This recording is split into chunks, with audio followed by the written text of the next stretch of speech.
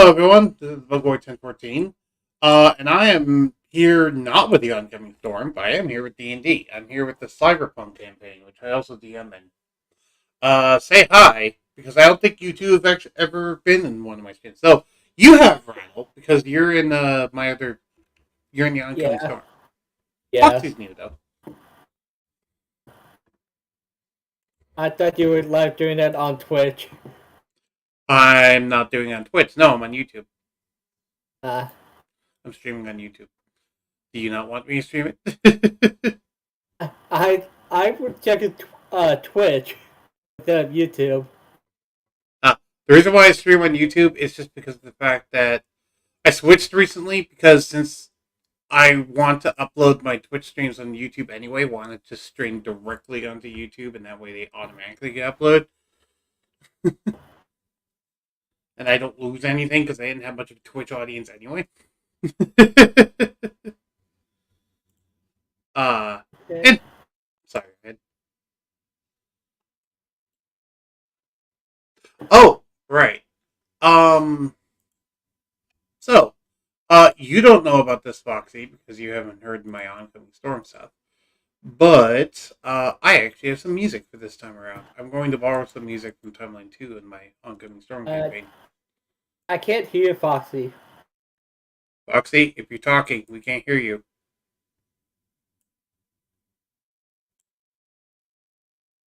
Which is why I was talking over you, because I couldn't hear you. Well, I don't know if I'm talking over you or not, but just saying. Anyway, this is the music that's going to be in the background. Let me actually get that plan for the stream, I mean.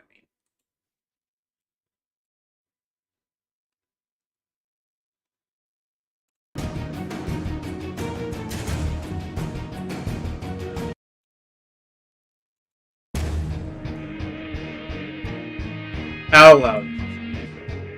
I really should have balanced this audio before, but I didn't think about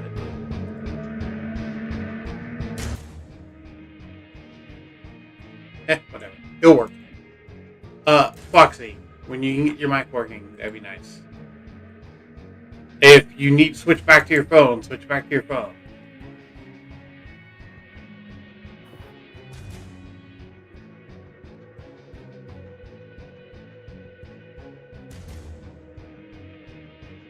Or if you need to type in Roll20 chat, do that. By the way, while Foxy's fixing his mic, where we last left off, Rattle had arrived in the middle of a snowy field after narrowly escaping the guards alongside Ghost, after coming to rescue his friend, who was, as far as he knew, missing. Did you know if he was trapped in jail or not? No, I just heard he was missing. Okay. Well, he turned out to be trapped in jail, as far as we knew. Or at least these are where his coordinates are, and this looks like a jail. Yeah. Hey Foxy, I can hear you now. I can hear you now. Okay. Are we ready to start? I have already started. Yeah. Oh, shoot. Yeah. Say hi to the live stream. It's currently going. Hello. Would you like to Okay. introduce yourself? Hobo. You're new to my live stream. Yes, I'm Foxy. I play a Zoro Lobo Hobo. Yes, very creative name. Given the fact that this is the first time you're seeing the Cyberpunk campaign, yeah, it's pretty creative. Given... yeah, you can arbitrarily place yourself somewhere on the balcony, or like one of these railings. Yeah. So... Damn it. And because your thing got messed up, now it's not making you blink on my screen. Whatever. Anyway, as I was saying, so Rattle had narrowly escaped from some guards in his pursuit to try and find his missing friend, who had been missing for a while. The transponder signal was here, but this is deep underground in an area that's in the middle of a desert, and yet it's somehow surrounded by snow on the side of a mountain that doesn't make any sort of sense because you fell deep into a hole and yet there's a sky above you. What? So, shenanigans. Something to point out to people at home. This is a low magic campaign setting. As in, there's pretty much no magic in this campaign setting. Normal. Otherwise, we may get copyrighted. I mean, yes, but that's not the reason why Flame set it up that way. Yeah. Flame set it up that I'm way just for making my narrative own reasons. excuses. Yes. Anyway, Foxy, you were currently hanging out with your new girlfriend. Because you've been trapped in this jail for a while.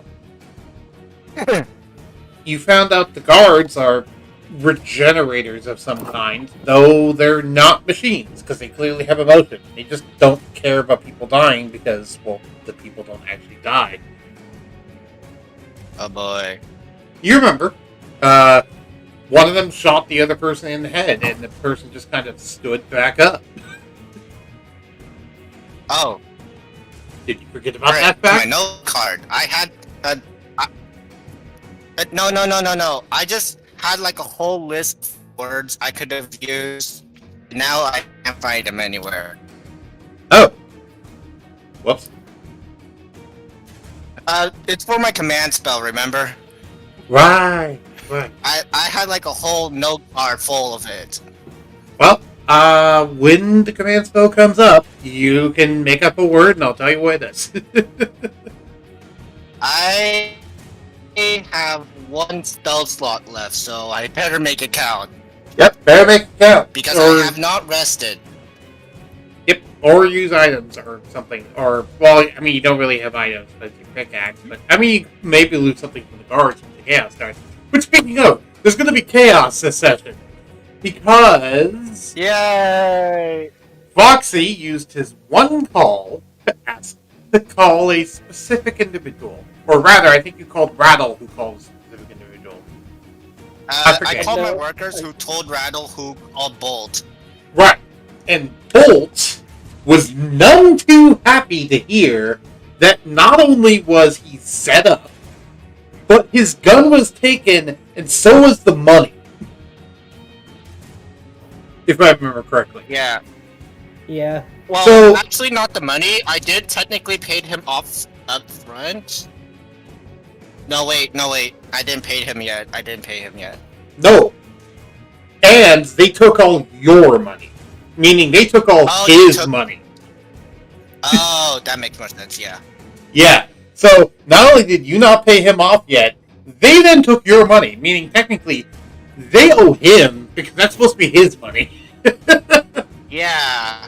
So, and Bolt is not the man you want to cross. In addition to them just illegally taking Bolt's merchandise, there's also that part too. Yeah. I found my note card, by the way. Cool. So, we have one more player to talk about here before we start, and that's Ghost. Ghost was on her way here anyway for her own reasons, and she happened to run into Rattle before making her way down here.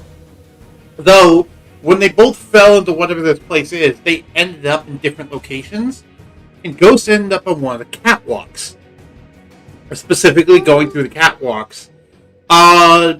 Doing what? You don't exactly know, Foxy? But from what you remember, Rattle, she's looking for something in this place. And she groaned at the fact that it just so happens that Zora Lobo Hobo is here, also here. Yeah. Yeah, it just so happened that you're also here, but she's like, fucking figures. Well, Rattle did tell her that I was here, so, Yeah, she knows that you're here, but she's not here for you. It just so happens that you're here, so like, might as well break them out while I'm at it. Yes. I technically have 3 people breaking me out, even though one of them is doing it for a very different reason. Yeah, Bolt's just going to try and get his money and gun back. He figures that he's not going to try to break you out, but he figures if you, knowing who you are, you're going to break yourself out in the chaos he causes. Yes. I may or may not pay him more, give him the money I technically, well, I guess he still owns the money, but I will still pay him anyways for the gun if we meet. Oh, he has it. he's gonna take his money back with interest now. Yeah, I figure. But Imagine that's the not interest coming is out more of your cigarettes. pocket anymore. Imagine the interest is more cigarettes. You'll see. So, we left off on a bit of a cliffhanger last night, didn't we? Because we left off with Yeah. Rattle, who was sitting in the snowy field, starting to make his way to this prison, which we've called the Wall, which, yes, is a direct reference to Henry Stickmin. Also, this is in virtual reality. It's, Maybe. yeah, Don't exactly know. it might be a virtual reality, it might be a pocket dimension, who knows?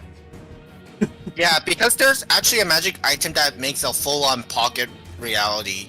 Right, but also magic very much doesn't exist very magic- much here, so...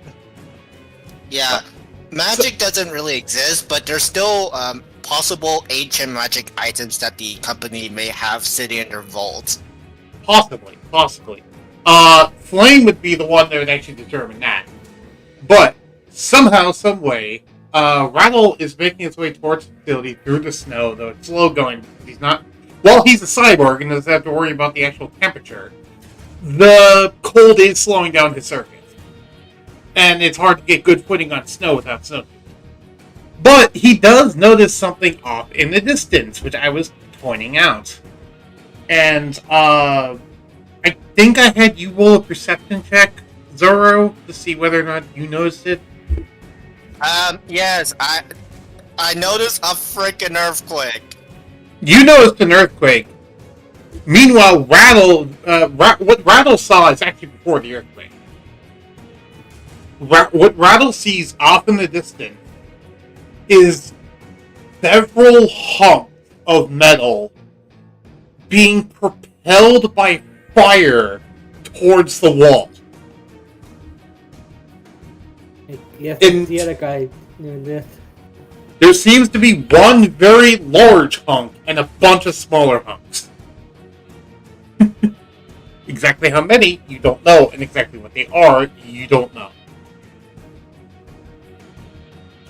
So, with that, we will then get to the earthquake that you experienced, Foxy, as time's actually sinking back up again. The earthquake you felt is when that very large hunk mashed through one of the walls. Not of your area, but of the facility in general. And it nearly shook the entire prison and the mountain it's on. Holy guacamole! So,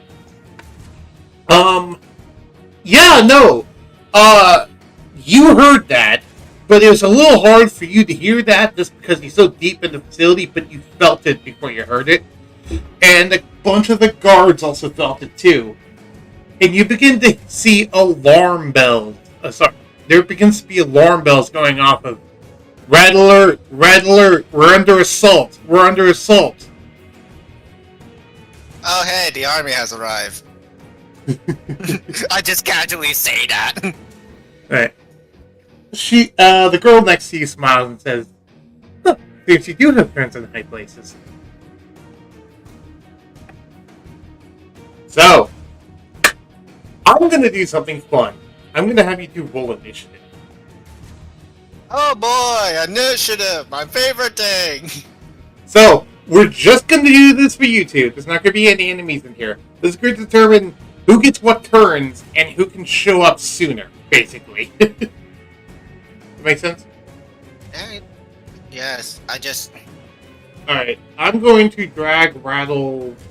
What's your character's name? Sagat the Nightwolf. Wait, no, that's not character's name. What's your actual character's name, Rattle? Valak Darkstar on here. It's Wild Darkstar in here too, okay. Uh... Wild Darkstar is technically in both here it is, initiative. 7. Yeah. Okay. And I rolled a 12. It would show up on turn order if you had your token on here. Which is And what I'm selected trying to it do. and rolled. Yeah. What I'm trying to do is just arbitrarily drag him into just the middle of the air. That way I can actually do the turn order. Okay.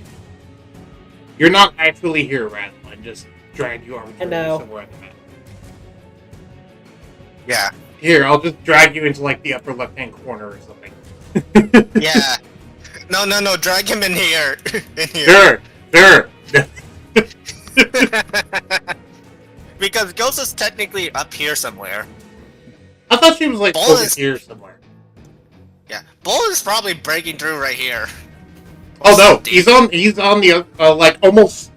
You're basically in the center of the facility. He's on the far left. He's breaking through an entirely different wall on the far left. Ah. It was just such a big shockwave. It shook the whole facility. Yes, my legs probably noticed. Yeah, I'm sure you felt that in your neck. Okay. So, we'll start with Rattle. You are about 300 feet away from the nearest entrance into the prison. That nearest entrance being the large hole in it now. As you saw a giant mechanical thing smash into the facility, flying at full force. What is it? A robotic, I don't know, wrecking ball? Would you like to see? I mean, I would love to. I can imagine it's like a big giant Bakugan. It's a giant mighty servant of Lecco. If you know, which is an item from normal D&D. But, yeah, no. He has a fucking artifact. An artifact mecha that's about 25 feet tall and 25 feet wide. And I would be walking towards it slowly since I'm still injured. What was that? I'll be walking through the entrance slowly since I'm still injured. No, I don't believe you're not injured, Abe. I will go ahead and say you're not injured, Abe. I'm at 29 HP now, out of 43. He did take a fall. He took a fall, but miraculously he took no fall damage from it. Neither did Ghost, for that matter. Which reminds me, I should actually drag Ghost out here. Yeah. So, Wild Arcstar, you're about, as I said, 300 feet away. What do you want to do? I'll just run to it then. How much? Get What? out of- Let me turn you up. I would run to it to get out of sight. Okay. So you said you want to get out of sight? Yeah, by running to the entrance. Okay. So you're trying to run to the entrance stealthily. Give me a stealth.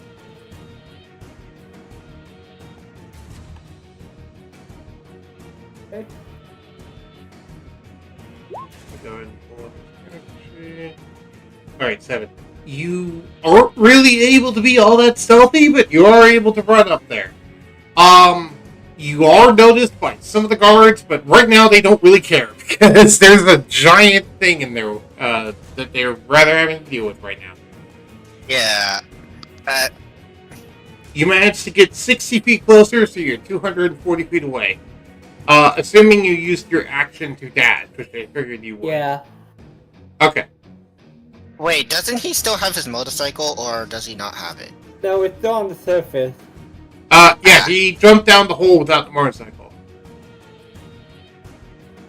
So, it's wherever the entrance to this place is. If you know where that is, it's somewhere in the sky arbitrarily. You would assume. There's actually someone else I'm going to add to the initiative. I forgot to add them. Okay. There's Ghost, there's Bolt, I don't know who else. Bolt does not technically actually have a character stat block that I'm going to use. But Ghost does. And I'm going to use Ghost. Actually, I mean, I guess technically Bolt does have a stat block, but I'm not going to use it. Yeah. His stuff's just going to be going on in the background. But I am going to roll for Ghost. So, initiative, Ghost. 20! Not 20! Nice. For No, some reason, not her name 20. still shows up as guard. not a nat 20. I know, I'm just saying. I know, it's a dirty 20. Zoro, you're up. Oh, hey! Hold on, let me do. You got your girlfriend next to you. There's currently chaos going on. There's people mobilizing, and for right now, you seem to be mostly ignored. So, all the guards left, right? They're currently mobilizing, and they forgot about you. Oh, yeah, okay. They're still in the room, but they are not paying attention. Wait, are the other prisoners also here? Yeah, the other prisoners are also here. A lot of them are running. A lot of them are grabbing pickaxes, seemingly arming themselves. And then others are just continuing to work, not seeming to care. I can't fucking just run with the speed boost he has. Break it. Prison break! I'll... You yelled prison break? Yeah. Okay, roll a persuasion check. Oh boy, persuasion! What is that? I probably have it here somewhere. Hold on. Yeah, it's one of your skills. Uh, Pull up your step on as well while I'm here. Perception, perform. I'm going to assume this other P is persuasion. And 8. Oh boy. Yeah. You say prison break, and some of the people are like, one of the person that runs by you says, "We already know, get out of here." And then some of the others, you can tell, just kinda didn't even listen to you. Overall, it seems it was ineffectual, and people are doing what they were doing anyway. Yeah, I doubt so. She giggles and says, "It was worth a try." So, that was your interaction. Is there anything else you'd like to do on your turn? Okay, I'm back. Anyways, yeah, let's just go. Oh, I will, I will say you're about 60 feet away from the nearest guard. And Ghost is on the other catwalk about 200 feet away, roughly. Hey, how far can you shoot your, fire magic? Because I want you to blow them up. The guards. I could shoot it about 90 feet away. Well, go wild! We're breaking out. Okay. And she casts Fireball. Yes, the famous wizard move. She did not ask the size of the room, she just cast Fireball. So I'm going to roll dex saves for the guard. Oh my goodness, we're doing the meme! I'm gonna roll dex saves. Also, I realized that the distance that Bolt is away is a lot longer than I thought it was. So, Rattle, you're 300 foot away from the hole that Bolt made, but Foxy, to give you perspective, you're about 4,000 feet away from the hole that Bolt made, Foxy. So, like, it's an entirely different sector, basically. That make sense, Foxy? Yeah. Okay. Just so people know, like, a general idea of the distance here, because I don't have a perfect battle map for this. You don't have battle maps that have 5,000 foot squares. Great. Alright, so that's 1, Hearing static. 4, 5. Hey, is it just me or do you hear static? I hear static. That's Okay, from your it's mic. not me. No, because why would I hear it if it's coming from my mic? Whose mic is it then? It went away when Rattle talked, so it's probably from Rattle's mic. Yeah, most likely. 6, 7, 8. Okay, so she hit 8 guards and, hold on, 2 prisoners with it. Her spell save DC was 13, we'll just call it. So that means that 1, 2, 3 of the guards passed. The other 5 failed. And then the 2 prisoners failed. So now I'm going to roll damage. Well, you win some, you lose some. 8d6. 33. Okay, so the prisoners are toast. All of the guards who failed are now lying on the floor screaming in pain as they have 1 HP left. Oh yes, I go them and kill Steel with a pickaxe. And the ones that actually managed to make the deck save are kind of against the wall going, what the fuck, with half HP left. Though, I know what to do. I know what to do. Since I have the what was it? Godspeed chip. I know it was Godspeed chip, whatever. Yeah. Something to do 2 actions. Anyways, my first action is use my last command spell on one of the guards and say disloyal. Are you just trying to kill them? No, I'm just trying to turn them against the other guards. Oh, okay. That's what disloyal means. I'm pretty sure. Well, give me. I'll have it make a saving throw with disadvantage. I'm choosing the one with half HP. By the way. My other action is using pickaxe on the ones with 1 HP left. She does mention to you, why don't you take some of their stuff and actually grab their stuff?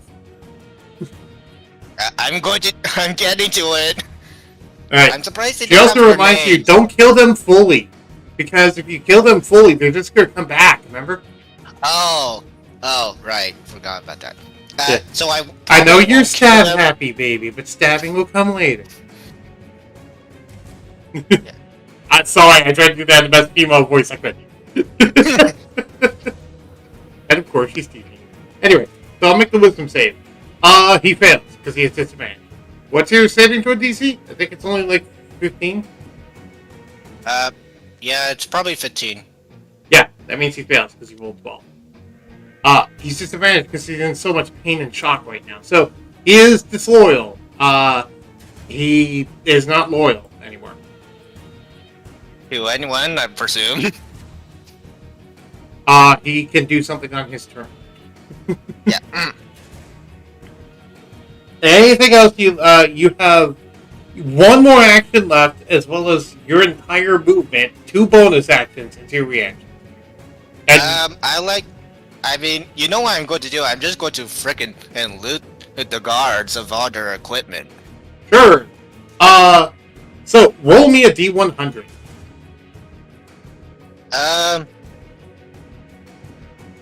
Slash R, space. Oh wait, wrong roll. 1D100. Wrong roll. Sorry.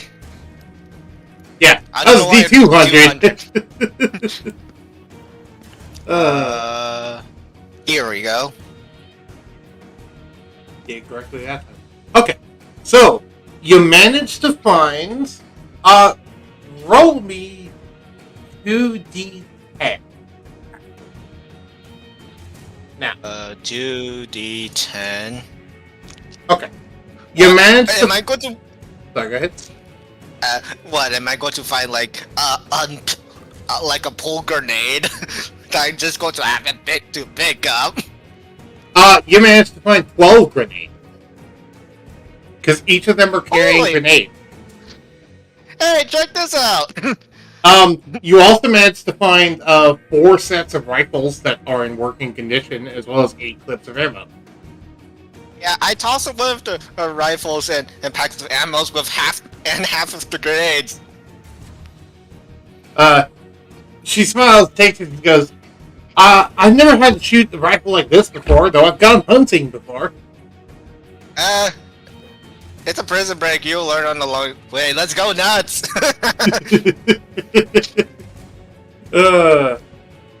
Alright. So, that will... What else would you like to do in your turn? Other than shoot the one I haven't used my command spell on, get the frick out.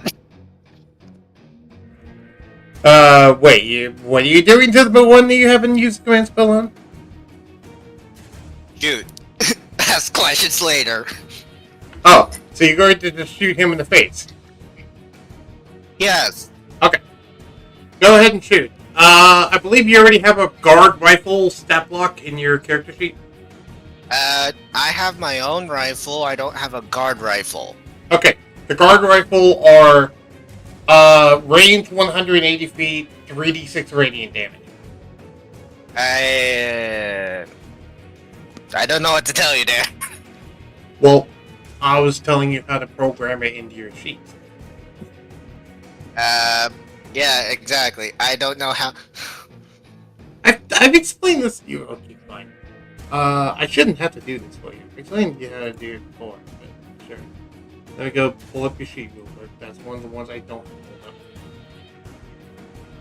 pull up. Zora, where the fudge are you? There you go. Okay. I am non. So you see where it says attacks and spellcasting? Yeah. You click add. Okay. I'm just going to name it gun right now. Yeah, name it guard rifle. Put for the range 180. 180. That's a lot. That's its range, yeah. For the damage, put 3d6. Hold on. Damage 3d6 plus. And then plus dex, as well as plus dex for the attack, which you've. Okay. And then radiant is the type of damage. Because they're using laser guns. Okay, good to know. Yeah. Just spell radiant. Okay. Now that you've done that, click the check mark in the top right of the red box. There you go. You have now made a attack. Yay! So, yeah, shoot him with the gun. That hits. Roll damage. Oh, right. You I want did this. Yeah. Okay, so you do 13 more damage to him. That is not enough to kill him, thankfully, but that is enough to injure him even further. It's like, before he had one working leg left, and you shot his last working leg. Yeah, put on the wound, now you can't frickin' run! He says, you know, I used to be an adventurer like you. Then you shot me in the knee. And he's just laughing at that while also, hey, it hurts to laugh. Even in dying, these people have a sense of humor. It's a terrible sense of humor, but it's a sense of humor. Well, I will proceed to leave this area with my girlfriend. And probably shoot any other guards that happen to be in the way. Right. And hopefully not hit any prisoners. Even in the Cyberpunk universe, Skyrim continues to be ported to every single console in existence. Wait! I can take their armor! You can take their armor, yes, can you? Yes, let's! It's need protection! Sure. However, you were so focused on everything else, you didn't get to grab some of their armor yet. You'll have to wait till your next turn. Okay. I was so focused on the Skyrim meme. That will go to Ghost. Ghost is currently watching all the commotion. He's like, well, she's kind of cursing under her breath from what you can tell. But she also seems to be muttering something to herself. Looks over at you, just kind of shrugs, and then goes back to what she was doing. Just leave the child be. Yes. Right, she just looked at your new companion, looked at what you're doing, and figured, you can handle yourself. And she seems to be running towards, Sector C, towards the beginning of the cells. If you're curious what you're doing. Okay. Which Sector C would be up here. You're currently down in Sector F. Yeah, as in failure. Yeah. Because, it's like A, B, C, D. and then there's E, F, and then there's G and H below you. Anyway, so that is her turn because you do notice, by the way, she manages to, as she's trying to run, some of the guards get in her way, and she beheads both of them. But you notice swiftly after she beheads them and runs off, their bodies stand back up, and they reach down, pick up their own heads, and put it back on. Oh my goodness! Now I just imagine and. Like, if it wasn't a chaotic day, the guard's like, hey, what happens if we trade heads? I don't know. Let's do it. Well, you do notice one of them accidentally puts their head on backwards and is now trying to walk backwards.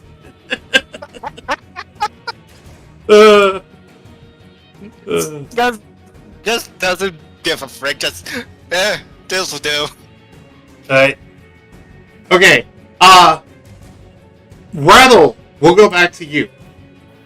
There's more running around going on, and you see that there is explosions starting to come from the hole now.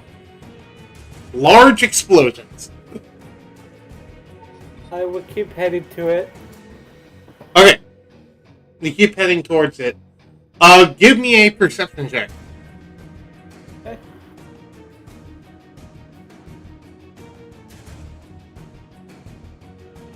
8.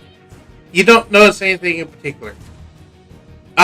With that, we'll actually go back to you, Zoro. So, by this point, a lot of the guards have entirely left, though a few have also tried to maintain some of the prisoners, but got run over by a giant crowd of prisoners that are currently being trampled.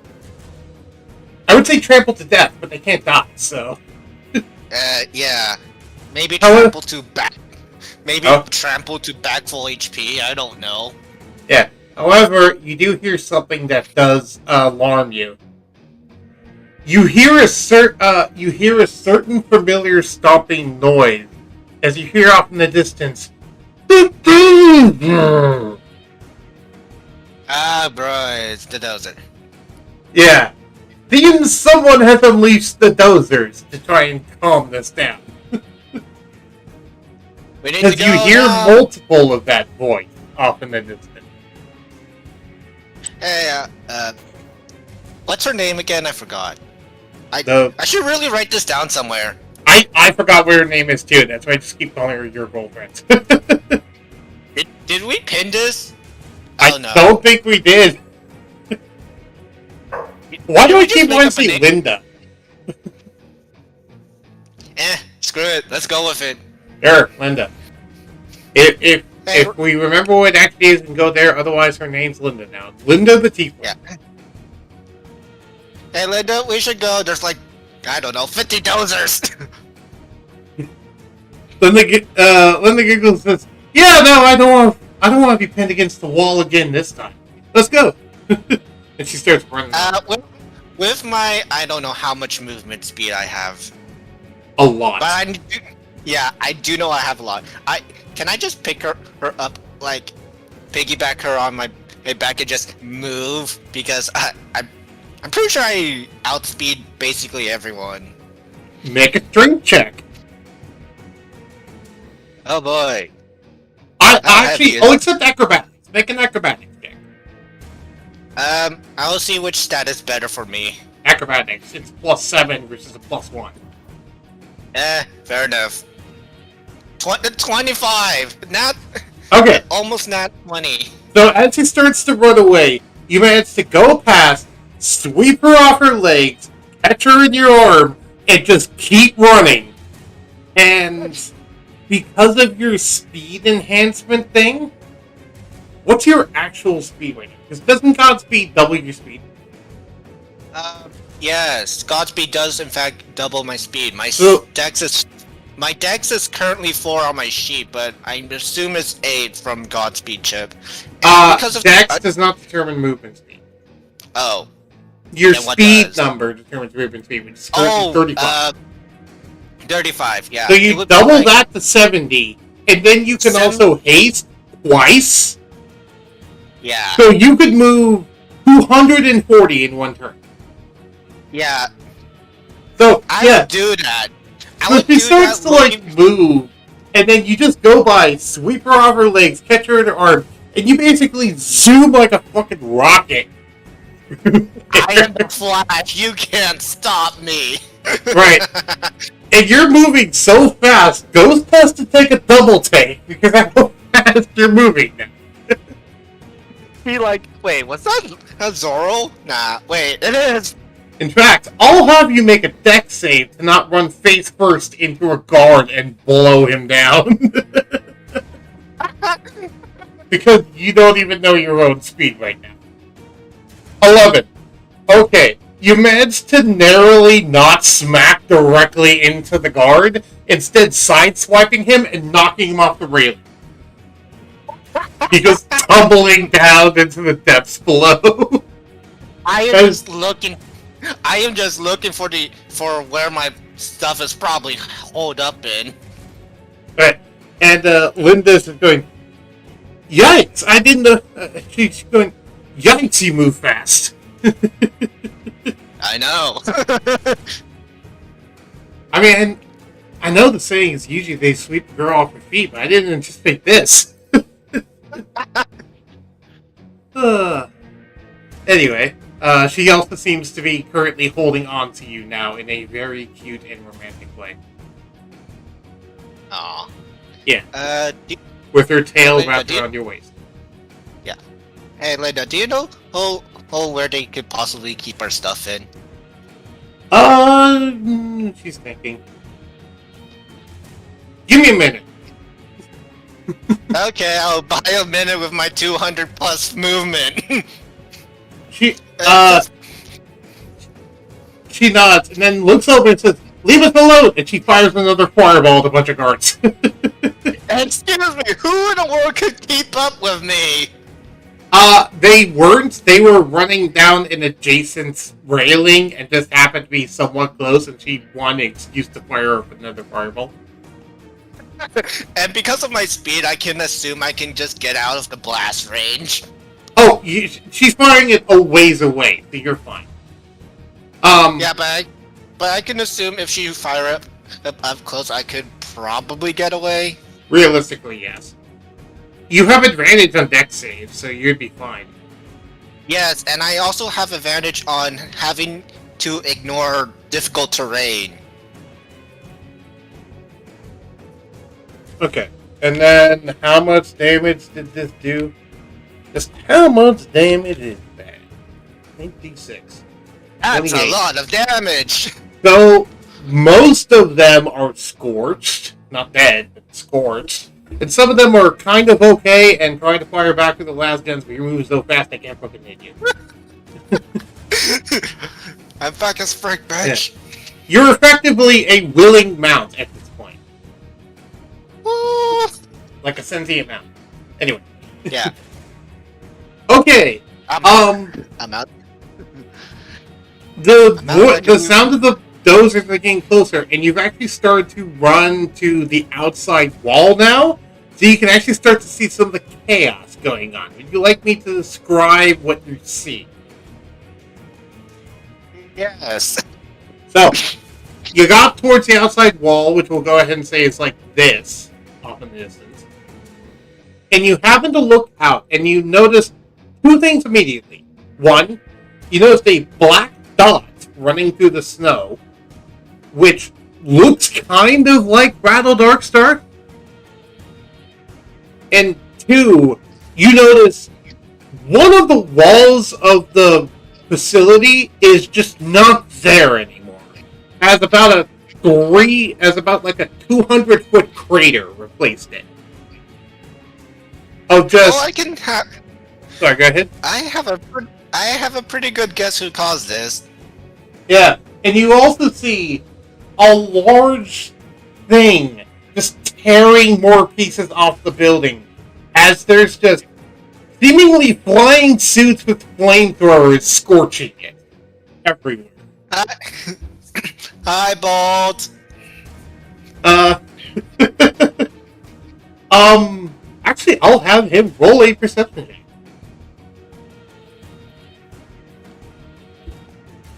9, 18. You don't know you do notice for a moment the giant thing in the cavern seems to turn in your direction, wave, and then go back to what it was doing. And you can see it's a giant mech at this point, which you assume to be Bolt's personal mech. It's currently made of an unknown black substance you can't identify, emitting purple fumes everywhere. Oh yeah, then the meatball. Oh, the guy, who's probably here for the gun that this company stole from him. She just kind of smiles and says, "But at this point, I would expect anything." Rattle, you noticed that he did this too. Would you like to make a perception check to see if you can then trace that to where Foxy is? Yeah. Because you could you happen to notice he waved in a certain direction, so your eyes went in that direction, and you now see Foxy on one of the outside walls, about 2,000 feet away from you. I am just so nonchalant with all the chaos. Right? Foxy, you do see, you're about 70 to 80 feet off the ground, roughly, where you currently are. There is railings beneath you at 10-foot intervals. I would say I would run down on the wall like Sonic, but that's probably a bad idea. And you already used all your movement at the end of your turn. I'm just describing what you're seeing at the end of your turn. Yeah. Alright. Silver is up. aka Silver Ghost. She makes her way to a certain control panel and makes a hacking check.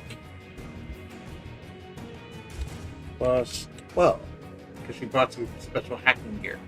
Unfortunately, though, the lock seems extra persuasive. And it not only doesn't let her in, the lock then flashes red, and a gun turret comes out of the wall to start shooting her. Oh boy.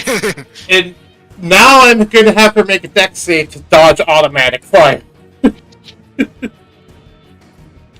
Oh, there's only a certain time until the bullets run out. She manages to dodge most of them and only takes half damage. I'm going to roll damage. We'll just do a guard damage. Well, he took 12 damage. He doesn't have that much health. Yeah.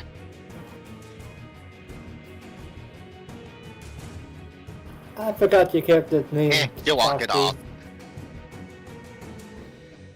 Zoro Lobo Hobo. It's just Zoro. Oh. Yes, Randall? Just for... I would just... He's cutting out a lot. Is he for you? No, I'm just trying to talk, but I keep getting talked over. Where is this conversation happening right now? I was talking out of character. Oh, okay. I'm just making sure. I forgot fucking character's name. Okay. You ready to take your turn, Riddle? Yeah, I'm gonna send my hummingbird to Foxy. I cannot understand what you're saying, Foxy. Can you translate? I have a hard time understanding him. I'm sending my hummingbird to Foxy/Zoro. Oh, your hummingbird. Do you have? I'm pretty sure you have it. Actually, now I think about it, because didn't it come down the well with you? Yeah. Yeah, you have your hummingbird. You can fly your hummingbird over to him. Well, not one turn, but you can fly it towards him. That's what I'm doing. Okay. So, Foxy, you happen to see a hummingbird start to fly into the air, and you know exactly which hummingbird it is. Rattle, do you yourself do anything? I would try to out the prisoners. The exit is open.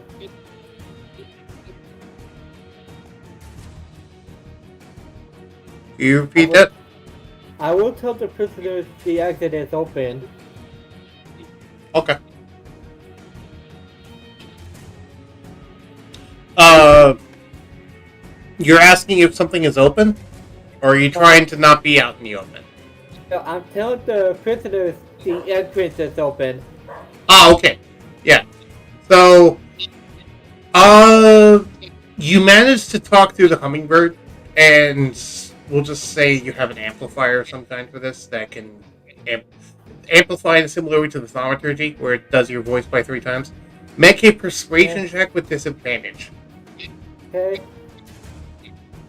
as you're too far away to hack any sort of comms to get into the central announcement system, so you just have to yell. You won disadvantage, it's an 18. Some of the prisoners did hear you, and in particular, Foxy heard you. And now, Foxy, you hear even more commotion, as there seems to be now a mass prison break. Oh, neat.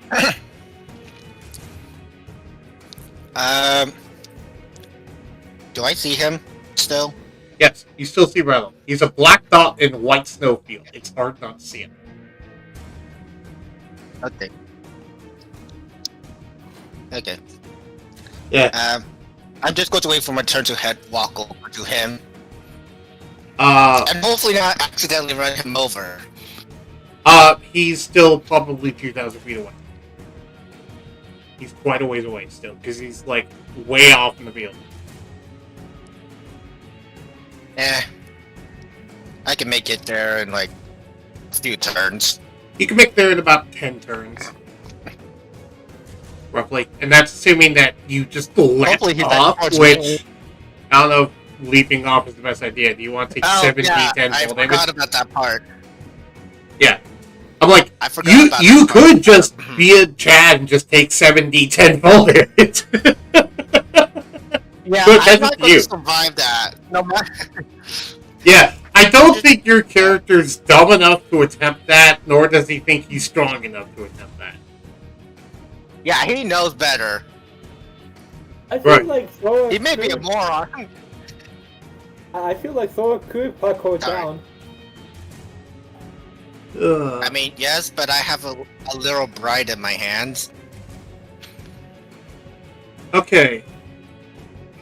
However, Zoro, as we get to your turn, you do notice that one of the flying armor things, or whatever they are, is actually making its way towards you.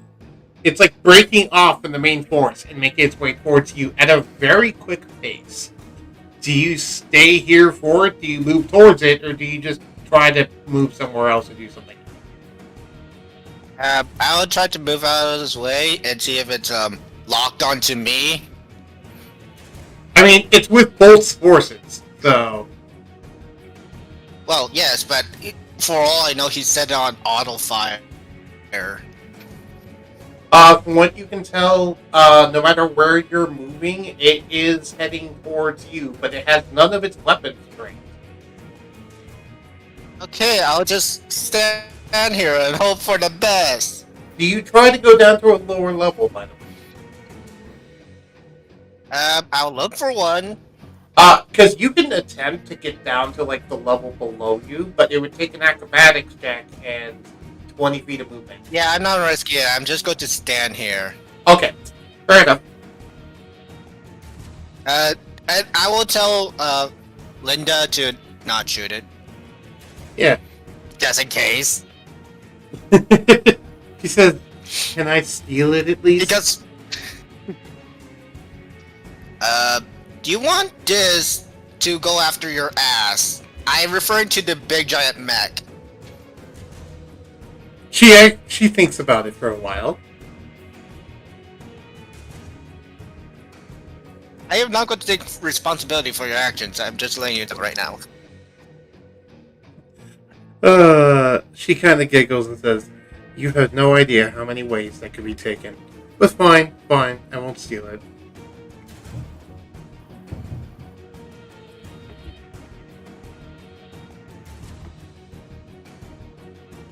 Yeah, he's a good guy. I don't want to be on his bad side.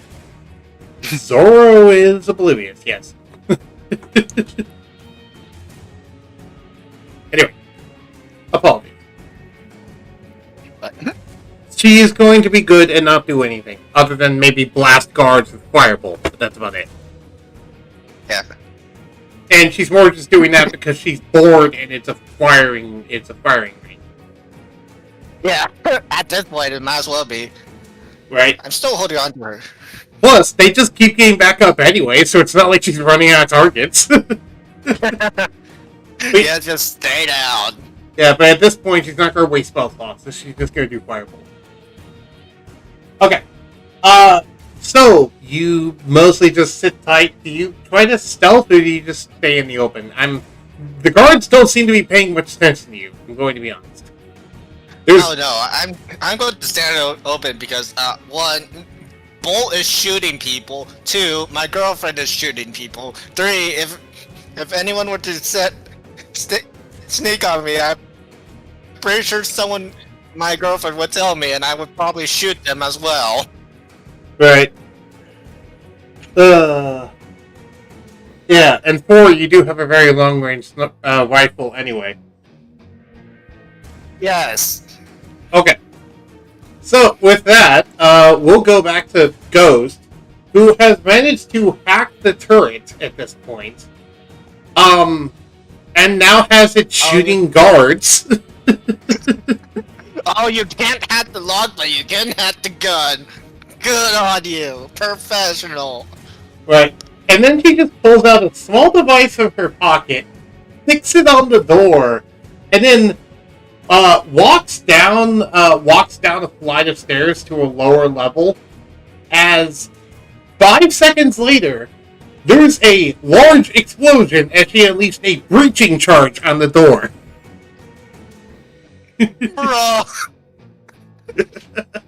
Can't make your way through it? Just blow it up. Right. And she starts to make her way back, hoping whatever's inside that she's looking for wasn't blown up in the breaching charge. I'm back. Welcome back. Welcome back. Thanks. So, to catch you up on what happened. So, Zoro decided to stay put, asked the Tiefling to not cause any trouble. Bolt has seemingly sent one of his powered armors over to talk to Zoro. And Ghost has currently hacked the turret and unleashed a breaching charge on the door because she was tired of not getting in the door. And it's now your turn. You have a hummingbird high in the air, you're out in the snowfield, and... I would look behind me to see if anything is approaching. Before that, you do... I will have you make a dex save, Rattle, before that. Okay. You fail, as your motorcycle has now fallen into here and lands on top of you. So, you're going to take 3d10 falling damage from the motorcycle landing on top of you. Roxy, you're now the 4th person who said that in one of my D&D campaigns. Within the last year. Nice. Yeah. Anyway, 3d10 bludgeoning. 21! You took 21 damage as the motorcycle hit you in the back and pinned you into the snow. It also is running for some reason, like the engine's on, and you don't know why. I'm pretty sure one of the guards rode that thing in. Rattle, you were fine earlier, now you're hurt. You're just above half HP, but you have a motorcycle. You have a faster mode of transport. What will you do with your turn now that this has happened and you're prone? I will say you're prone. Which would take 10 feet of movement to stand back up. Okay? I'll try to get on the bike to drive to Foxy. Okay. So you try to get onto the back of the motorcycle? Yeah. Okay. You managed to. It seems to be purring and running fine. Purring like a kid. And you ride off in your chopper, which I'm pretty sure this thing is literally a panhandle chopper, if I remember correctly. You now basically have a movement speed of 100 feet per turn, and then with dashing, that'd be 200 feet per turn. Oh boy, he's fast as me. But his motorcycle is no joke. He traveled cross country. Yeah, I know. Yeah. But I didn't think it would be that fast. Yeah, no. This is how fast it's running with low gas. Imagine if it had full gas. No, imagine it's running on nitro. Imagine if it had the Godspeed tip. Oh god! Wouldn't that make me have a blaze trail as well? Oh, that's a good question.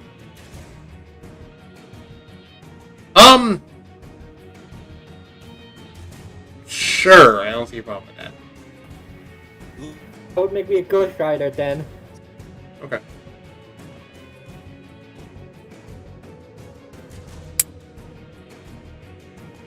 Anything else you'd like doing, turn? I would probably shoot some of the guards. What was that about the guards? I would probably shoot them. Oh, sure. What's the longest range of one of your guns? I only have a pistol. Okay, let me go check the range on it. I don't think that's much range. Pistol. That has a range of not listed. Of course, Blaine didn't list the range of the damn pistol. Yeah. We'll just call it 90 feet, just to be consistent with the other guns. And Yeah, no, sure. there's no guards within 90 feet of you that you can shoot. Yeah, you probably need to ride closer. Yeah. Even riding closer towards it, the only thing within range to shoot would be your own hummingbird or one of Bolt's robots, and that's it. And I say both are a bad idea. I'll be holding my action. Okay, you'll hold your action to shoot your pistol at someone who gets within range who's hostile. Got it. Yeah. That's fair. Okay. So, end of your turn. Now we go back to Zoro. The mech is about 40 feet away from you, as in, like, the flying thing. And now that it's closer, you can see this is some sort of powered armor suit. Oh, neat. And it has specifically jet boosters in its hands and feet. And it's flying Yeah, towards that's you. definitely not copyright at all. Oh, trust me, it's more like Ironmonger than Iron Man. Yeah. In the fact that it's not moving that fast. Oh, okay. Yeah, I should be still safe sitting up here. Yeah, it's spewing tons of fire and not actually moving that fast.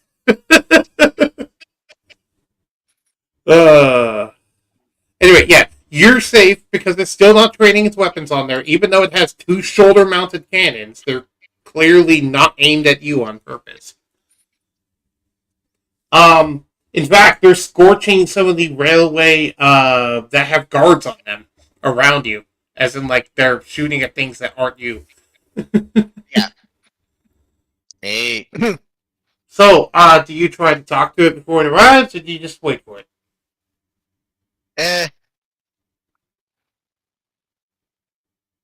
It's kind of within. I'll just wait for it. Okay. I mean, I'm still going to wait for it, but I'm pretty.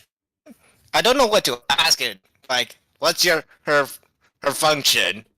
I don't know. Your girlfriend does pipe up, Linda. He says, "Hey, are you here to rescue us?" And the thing, well, it can't stop because of its momentum, but, like, it starts to slow down and looks at her a little curiously, but then looks back to you and says, we're here to receive the stolen property. Tell Bo I'll pay him You more are for the included gun. in stolen property. Okay. By the way, she's with me. Can she be trusted? She just literally promised me to not steal anything, so, And Linda yes. pipes up with, "I have fire!"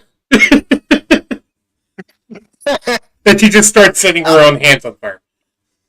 Also, she is the one that helped me break out in the first place, so... This suit is now like 10 feet away from you. Is looking at her, looking at you. You can see it has a full helmet, so you can't tell who's underneath it, and the voice is clearly modulated, so you don't even know if it's like. You don't even know. Human.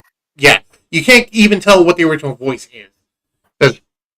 As long as she doesn't cause trouble, hop on. And and this suit extends one of its arms for you to grab on because you're holding her. I grabbed on it. I grabbed on. Okay. You're telling that to the wrong person. You grab onto this suit and give me an acrobatics check. Oh boy. Is it because she's holding on to me? Yes. 9. I fail. No. Well, not as bad as you think. So you were climbing onto her, and sorry, you're climbing onto the suit. You're climbing onto the suit, and because you're carrying someone else while also trying to climb onto the suit, you managed to drop Linda as you're climbing onto the suit, but the thing reaches an arm down and grabs Linda by the chest, and then yoinks her back up onto his back. Sorry. And she says, "Oh God, buy me dinner first, at least." I most likely will after this entire thing. She rolls her eyes and says, "You're cute, dweeb." And then she gives you a kiss on the cheek. No. Yeah. I think that actually would make you blush in character. Yes, indeed it does. Okay. And yeah, you are now currently it's currently flying away with you. However, it's not flying back towards Bolt. It's flying towards Rattle Darkstar. Hey, Randall! I exist! Right. Yes! Meanwhile, Rattle's rolled up in a panhandle chopper. Looking like a boss. Ooh. Meanwhile, we go over with Silver Ghost. Things have calmed down in the facility a bit more now as almost everyone's deserted this floor. But she's found what she's looking for. And thankfully, it was undamaged. She pulls it out, and pockets it, and starts to leave the facility. She starts to make her way towards the front area where you guys are.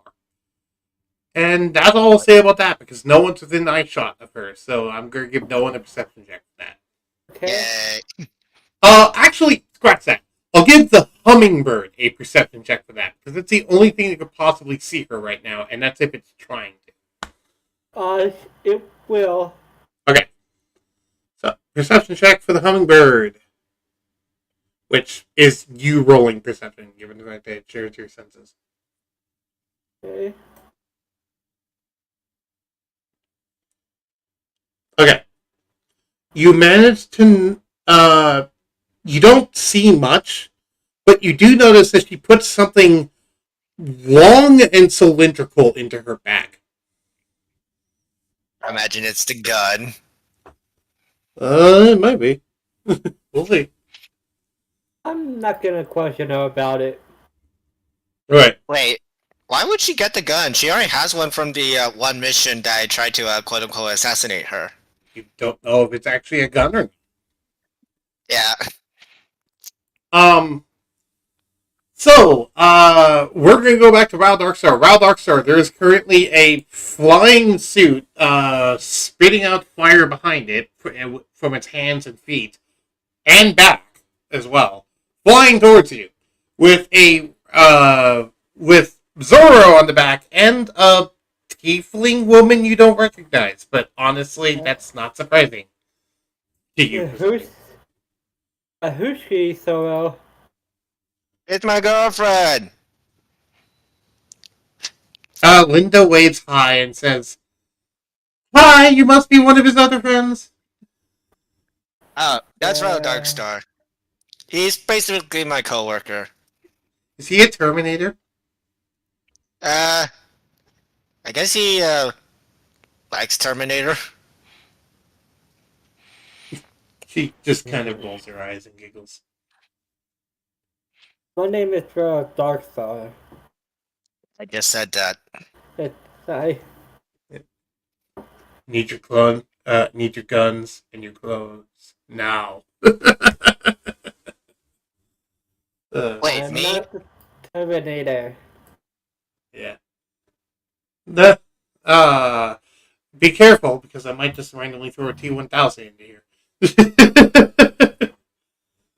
Anyway, this heartwarming reunion is broken a little bit as there's another loud explosion from where Bolt is, and you see there is currently a sight to behold. May I describe it? Yeah, Yes. go ahead.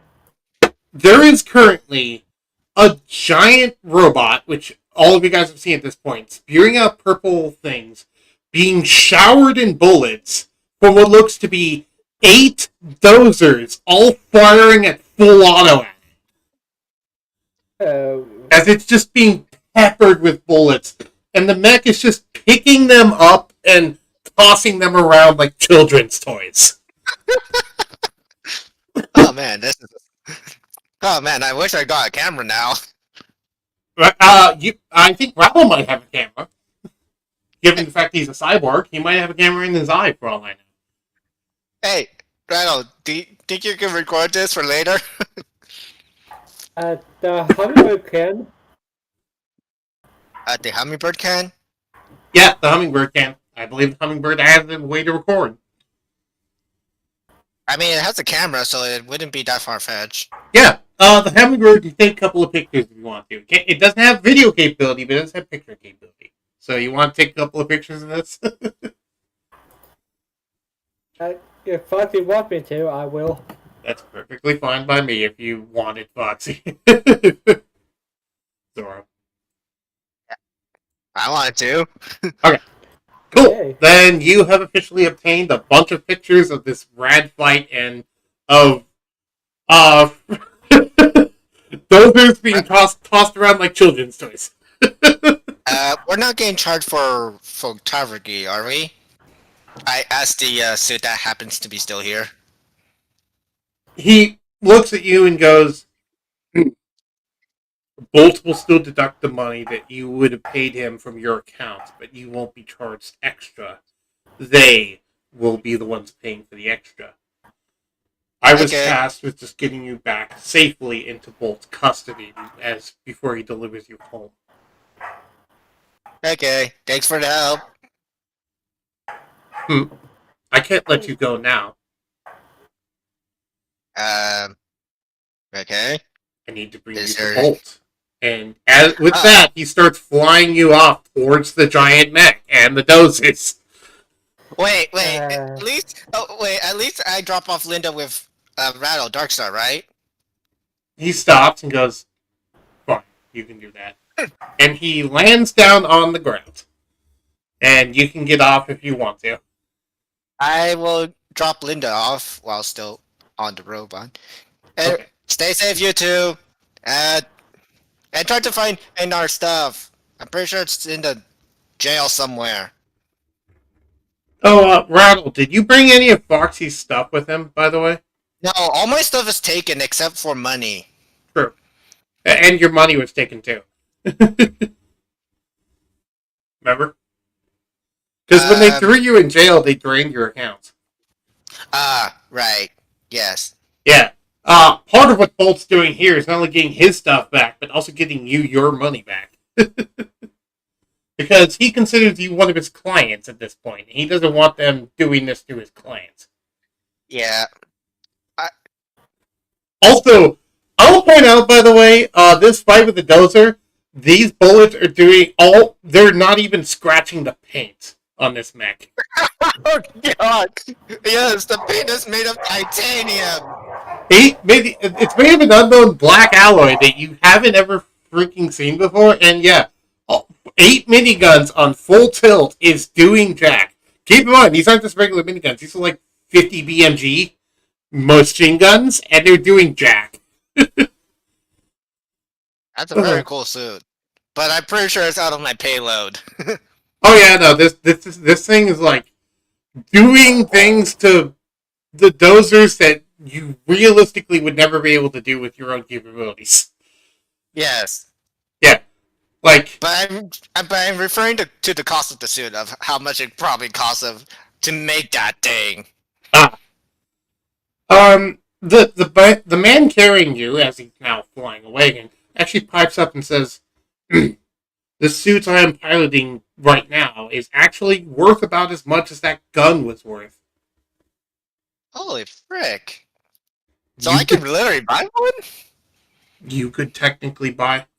He says, if you have that much money to spend again, which from what I heard from Bolt you do, yes, you could technically buy one of these. He may. I'm not sure if I should be tell you that. And he was about to say something, but he stopped himself because he realized he was giving out too much information, and information is something Bolt holds onto very closely. I'm going to buy from him again anyways, so... Indeed. And with this, you notice that he's actually able to fly faster, as you have a more of a sure grip on him, and he doesn't seem to care about, like, whether or not you can hold on. He knows you can hold on. He was worried about Linda falling off, which is admirable. So he's going about 3 times the speed he was before. I'm now questioning the logistics of holding on with one arm and holding a gun with the other while shooting the dozers from where... You're not shooting the dozers. What the hell? I mean, I would have you make an acrobatics check with disadvantage if you want to try and do that. Yeah, yeah, that's what I thought. I'll just hold on. Yeah. Besides, there's already plenty of things shooting the dozers. I think you're fine. Yeah. At this point, the initiative order, by the way, goes away. Rattle, you're free to now do things on your own. The turn order is now done, so there we go. You notice that Ghost is starting to make her way out of the facility, Rattle. Zoro's too busy to notice this, but Rattle does notice this. I would put Linda on one of my steel defenders. Okay. Your fuel dispensers. Sorry, go ahead. What were you going to say, Fox? I think he meant steel defenders. Steel defenders. Yeah. I thought you said fuel dispensers. I'm sorry. Yeah, your steel dispenser. I never heard of that, so... Fuel dispenser would be realistically like a remote way to refuel your motorcycle. Yeah.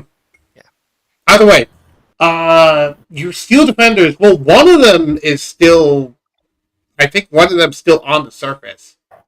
But the other one is down here with you because it got thrown down the well. I returned them to the, Pokeball type of thing. Oh, okay, yeah. So then you have them. Yeah. Okay. Linda looks at one of them and just kind of smiles and says, "Can I ride it?" I will put you on one. What? What was that response? I was putting you on one. Oh. He's going to ride it anyways. Linda's gonna try. She's gonna make an animal handling check. Which she actually has a pretty good modifier with. She has a +5. The only guys have it, no. No. She tries to ride it, it runs out from under her, and she falls butt first in the snow. She just she's slightly angry, which causes her to heat up and melt the snow around her. Because her body glows with heat and fire when she's a bit pissed off. She just kind of pouts and walks back to the motorcycle and sits on the back of the motorcycle. Let her ride, you guys. Nope. Well, was that? I'm telling the self-defenders to let her ride them. I can't hear what you're saying, Rattle. He's telling the steel defenders to let her ride them. Oh, okay. They look at you begrudgingly. They look back at her, and they seem to just be a little reluctant, but then follow your order. And she's able to ride one of them, and she pulls the saddle out of seemingly nowhere, puts it on one of them, and gets on the back and starts riding. Where she had a horse saddle, I don't know.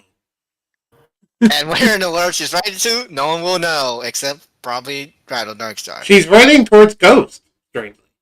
Oh, Ghost. Along with the other steel defender. Also, something really funny on my live stream is because of how I have it set up, there's currently 2 Foxies on the screen. I'll send a screenshot of this. Don't worry, guys. You will get upgrades as well. Also, my music stopped. Start again. Oh no. Music stopped. Yeah, look in the group 2 chat, Foxy. You'll see what I mean.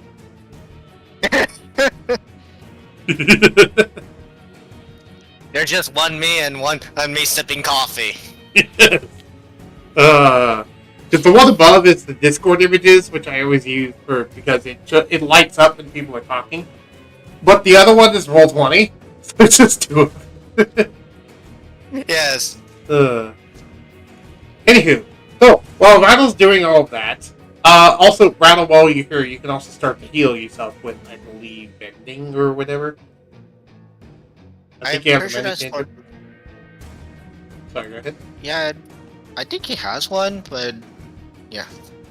I don't know. Does Rattle have any spells? Rattle? Oh yeah, they get another upgrade. Cool.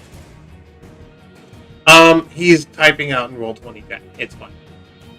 So, with you, Foxy, you're now even closer to the dozers.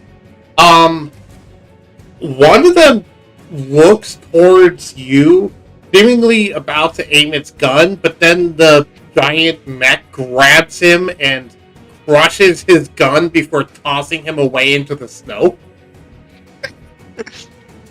And then the giant mech turns back around towards you, waves, and you and then goes back to smashing more of the actual debris and building as well as soldiers. Thanks. You're about. Sorry, go ahead. Thanks, Bald. Yeah, you're about 60 feet away from it, and actually, I forget. You have like an internal chip that is calm or something. I'm pretty sure I have one. Oh wait, no, you're in guard armor, aren't you? Yeah. I'm in guard armor. You hear from the guard's radio on your chest a buzz in to get your attention. Do you accept it? Yeah, sure. You accept it. And there's a familiar voice on the other side of the line. It seems you took advantage of the chaos I caused. This is Bolt. Wait, is this Bolt? Yes. Is it? Oh, yeah. Thanks for helping me escape. I guess I owe you. It's just good business. Yep. Why? I wouldn't want them wrecking the reputation of one of my favorite clients. Besides, they took something of mine. Multiple things of mine, in fact.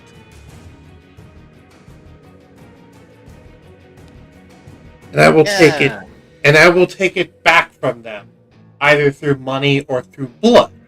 They seem to be choosing blood. And you look, and the hands of this giant mech that he's in are actually covered red in blood. Make a mental note. Note to self: never piss off Bolt. Ever. I've been preparing this apocalypse for a while. Also, yes, for reference, by the way, each of those punches is doing 8d12 damage, and he can shoot them off like rocket fists at people. Which he did a couple of times. He actually punched people from a different... You see him actually punch someone from a different railing by shooting his fist at them. It flies into them flies, let's say, 200 feet away in under a second, and then retracts back into his hand in under a second. Holy calamari. And that fist has to weigh at least 1,000 pounds, from what you estimate. Yeah. And again, I will repeat, he's taken nearly no damage this entire time. He just has plot armor on. That's the material. It's just plot armor. It helps that he's immune to... It's a help that he's immune to piercing damage, which is what fucking machine guns are. Yes. In fact, he's immune to all but 2 damage types. Which is? I'm not going to tell you. And that was me saying the OW character, by the way. Yeah, I know. So, Bolt then sends a command to the armored individuals, who begin scouting out through the facility, firing cannons and blasts along the way, seemingly scouring the facility for something. And he sends you in the guard's helmet. A little display flips out, and he sends you what looks to be a map, and it's a map of the entire facility. Oh, neat. I'm going to look if there's the storage room or something like that. There is multiple contraband rooms, and Bolt identifies which one specifically has your stuff in it. However, he does indicate all 4 of them have very powerful items in it. Okay, noted.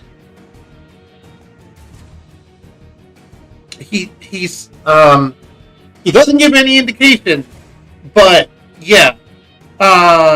So the one nearest to you, which is actually, from what you can guess, about 3 rooms down, like it's in the right wing, and it's thankfully one of the rooms that hasn't been completely smashed yet, because most of the right wing is completely smashed.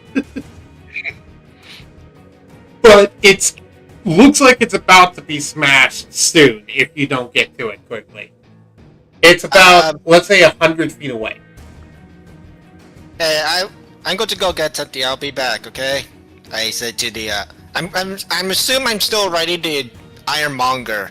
Yeah, and I assume you point to the room, and it says no need, and flies you immediately into the room and smashes through the door. Holy fuck. Because it can move 150 feet in one turn. Yeah, so it flies entirely through the wall without slowing down. I'll have you make a dex save to not take debris damage. Because you're squishy, it's not. Yes.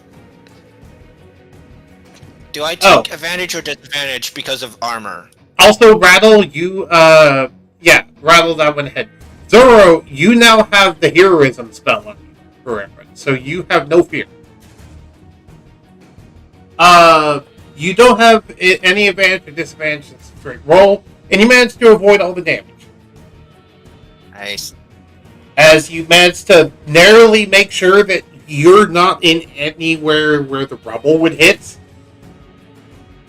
I'm gonna think this cartoon moment of where you dodge out of the way of some of them, you go, "Ooh, that was close," and then you see one directly in front of you, you just quickly bob your head down as it goes past and then back up. Yeah. to closely just avoid the Tom Hand moment in old Tom and Jerry. Yes. You are now in a contraband room, and this room is covered in gold. Holy fuck. Like, it's not like there's gold plating everywhere. There's just piles and piles of gold coins. Which, you've never seen gold coins, because people buy things for credits. Now I wish I have my... what's the thing called again? I know it's a pad, but I don't know what it's called. It's basically a venture bag. I just call it the pad of holding. I don't know what it actually is called. Yeah. Man, I wish I have my pad of holding right now. You do notice one of the things in here is a pad of holding. Oh, neat. Takes it. Starts to loot everything. Right? You also notice that in one of the corners is a very familiar rifle. Oh, hey! Hey, the rifle! We found it! There's the rifle. Do I technically owe it, or does it still belong to Bolt? Did you buy it? Technically they stole my money that's used to pay it, so yes. Yeah. It's yours. You can take it. Yeah, I'm just asking the suit just in case. The suit says, that rifle is yours. You rightfully bought it. It's not your fault that they took your money away from you. Or rather, they took Bolt's money. Okay. Takes it and stores it away because I already have, like... I'm pretty sure I have, like, 2 guard rifles on me. And, like, 6 grenades. You have 12 grenades, because you didn't use any of your grenades. No, I gave half to my girlfriend, remember? Sure. She has 6 grenades. In here, by the way, I'll have you roll a D100. In the room, Rattle, yeah, there's plenty of things you can use for parts, but you're not in here. 9. Besides the piles of gold, there actually doesn't seem to be that many in particular, like, special items or chips in here. There's just piles of gold pieces, as well as the rifle and, what looks to be the, like, there's the data pad, but then there's, like, a piece of paper next to the data pad, which you don't know what that is. Do you look at it? Well, yeah, I'd take it as well. When you read it, give me a wisdom save. Oh no! It's some sort of cursed paper. Oh. Wisdom. Yeah. 20, not 20. You rolled it twice. Oh, I roll it twice? 20. No, I said you rolled it twice. If you look, you rolled a 7, then a 24, then a 20. Oh, that's because of my glitchy mouse. Right, so the 7 is the one that actually applies. Oh. Okay, you look at the there's a single symbol written on here, which your brain can't comprehend. And you take 2d6 psychic damage and gain, and roll on the short-term madness table. I'll roll on the table. You take 7 psychic damage. Okay. 7 minus 40 is 3. No, wait. 7. I have to go to my other campaign to get this. 3. 37 HP because I have 44. Okay. Can I be heading to Azora? I don't know if that's a wise choice considering how many guns are firing.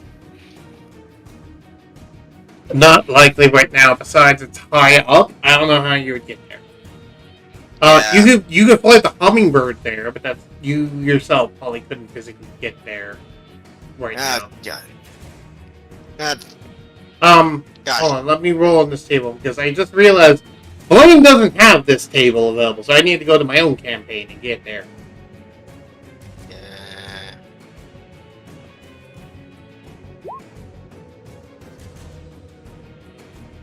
You didn't hear what was said.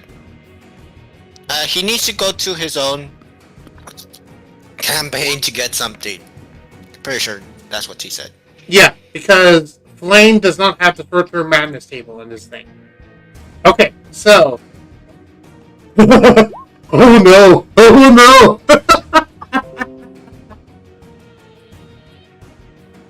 So, I'm going to post in a group chat what result you got, but I'll also read it aloud. Zoro, you are driven into a manic, blind fury, and you must use your action each round to attack the nearest creature for the next 10 minutes. Oh boy, that's the Ironmonger. Right, and you're going to be psychically unhinged for 10 minutes. I'm... From seeing this thing. So, it just says you have to use your action, which you have got I to have do. two. That'd be both of your actions. Yeah. But your movement speed and stuff is fine. Wait. Like, you still I control... still count. What was I that?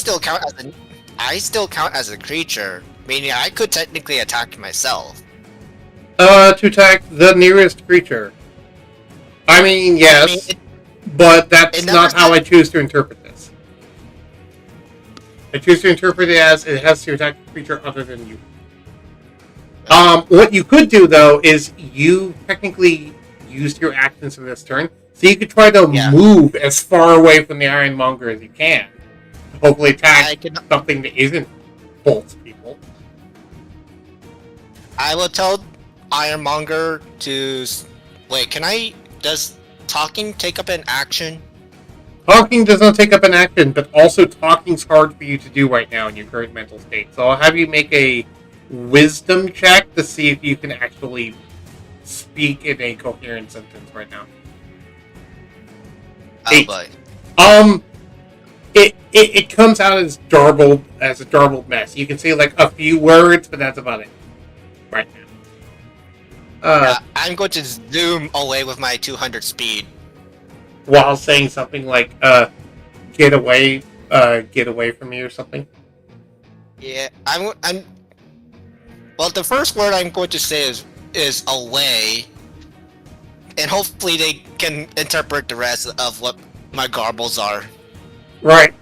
As this happens, the Ironmonger taps his forehead and says, "The Zoro has been compromised. I repeat, the Zoro has been compromised."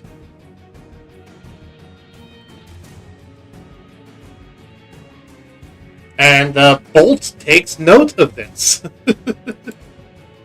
And you have your new fancy schmancy rifle at this point, too, I'll point out. So you probably agree. Yes. It doesn't specify what you have to attack someone else with, to be fair. So you don't have to use your rifle. But... Yeah. I could, but I don't have to. But anyways, I'm using my 200 speed to basically run to the nearest group of guards. You managed to successfully run into a group of guards and group of prisoners. Oh, nice. I'm just going to go ham. You're also behind the dozens. So your turn's currently done.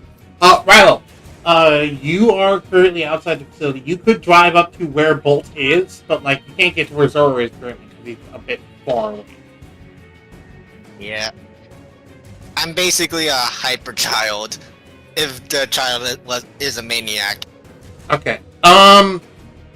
Give me an acrobatics check to try and... Yeah, give me an acrobatics check. Rattle. Okay, you rolled high enough. So, we're going to do something kind of cool. So, Rattle, he's driving up in his panhandle chopper, and as he actually gets to... as he starts to drive up to where Bolt is, there's some debris angled in such a way that he's able to hit it, pop a wheelie, and then ramp off up into the room. Wow. That's what that acrobatics check was, to see if he could do that. If he didn't, it would have been hilarious, but he managed to do the cool move and actually ramp his way up into this room. And you see, this room is filled with gold coins, and there's currently a piece of paper on the floor, as well as an Ironmonger floating there, looking at you. He knows that I was writing on that thing, so... and also they do met, so I'm pretty sure they know that they're allies. I think. Yeah.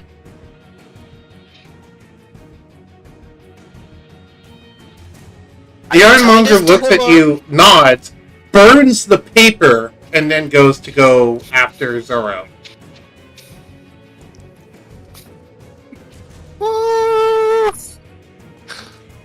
He makes sure to burn the paper with the flamethrower before he gets. Which, if you're wondering what the symbol looked like, by the way, I'll send it to you after the stream. Oh, what? We don't go mad during this session? I mean, you go mad during the session, but it's also something I don't want to spoil on stream as to what you saw, which is why I didn't describe it. Oh, okay. And it's something that might tie into some of the lore of what's going on in with Group 1. We're checking out the room for any tech. Okay, you don't manage to find much tech other than piles of gold, but that's not really technology. You do manage to find a data panel on one of the walls, though.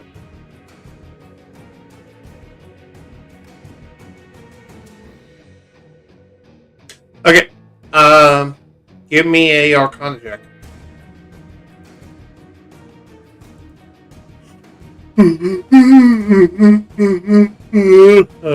Okay.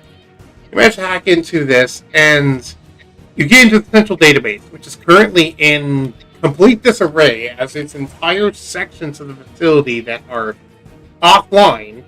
Guards are scrambling all over the place, trying to control prisoners, trying to minimize the damage, but they're being overrun, despite the fact that casualties on the guards are actually low. As for the dozers, there is currently, from what you can see, deployed 35 dozers, 7 of which have been killed. About 10 of them are currently fighting bolts, and all of the others are spread throughout the facility trying to control prisoners, or just massacring prisoners, depending.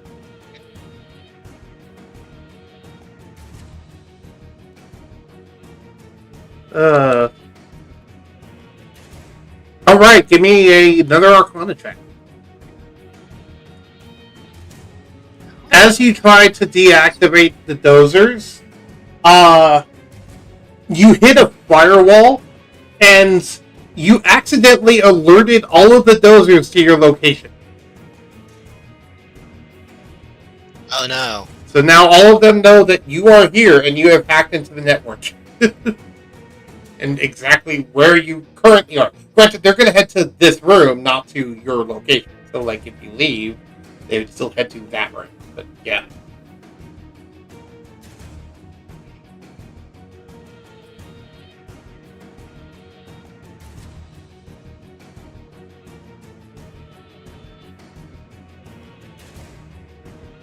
Okay, give me another Arcana check with disadvantage.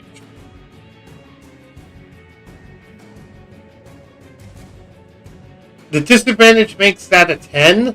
As you try to deactivate everything, the panel just kind of blocks you from being able to do so. God. And when you try to take the panel with me, with you, you kind of half rip it out of the wall and partially electrocute yourself, inflicting 5 lightning damage.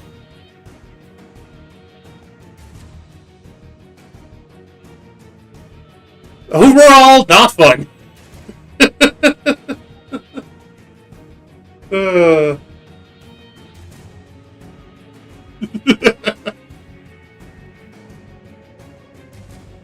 I'm having fun. I don't know about you guys.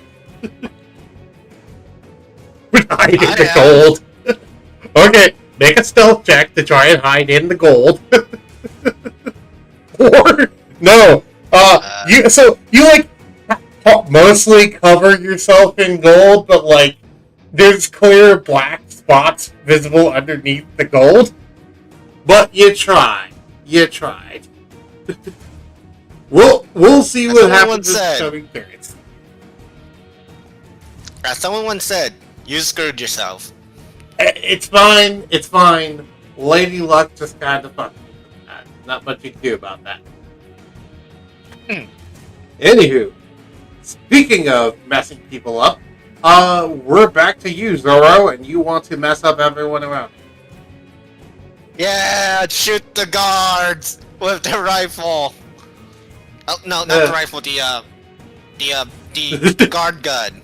I also like to imagine you yell something stupid like, "Who's the dozer now, bitch?"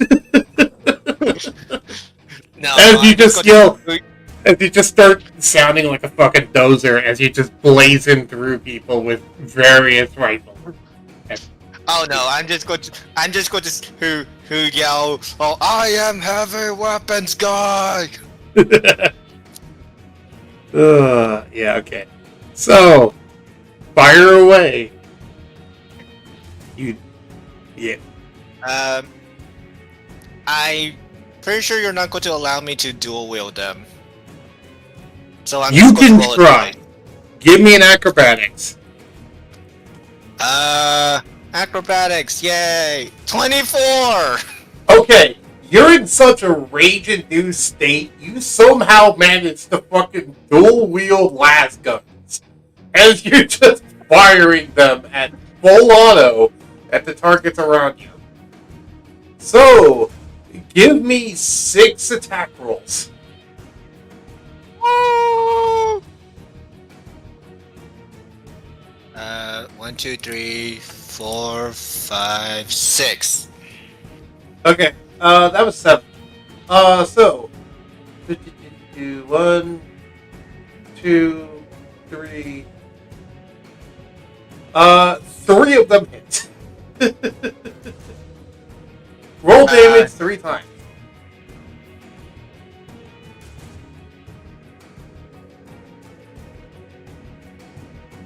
Well, the guard you were blasting is burnt to a crisp, and then it's slowly starting to regenerate on the floor.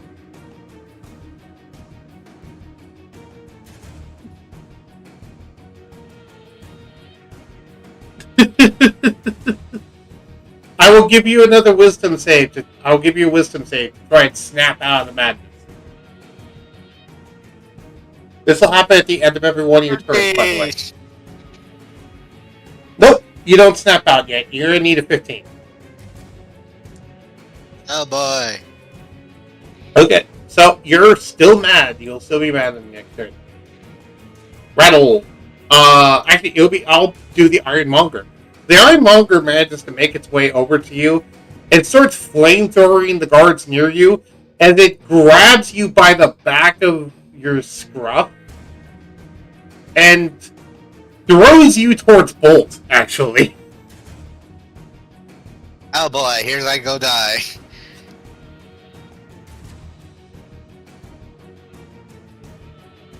Bolt is just going to nonchalantly blast me to death.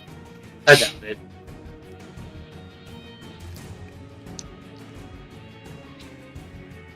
He knows you've been compromised at this point. So, Rattle, it's your turn.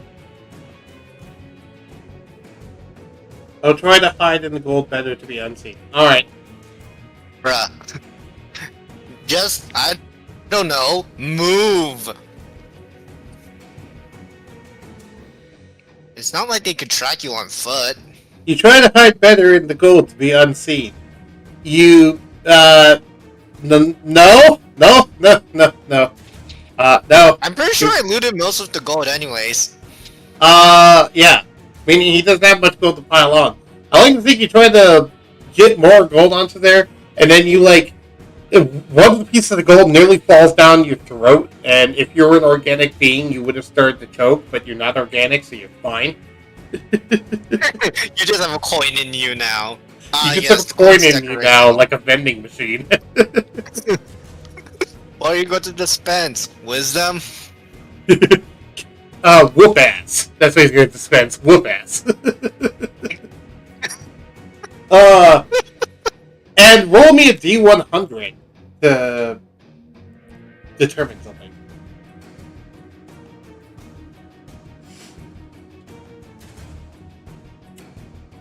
33. Alright. So 5 of the dozers that were fighting Bolt just kind of turn, and without even looking to see where you are, they just spray down that room with minigun fire. Yes, you died. No, I'm gonna have you make 5 dex save.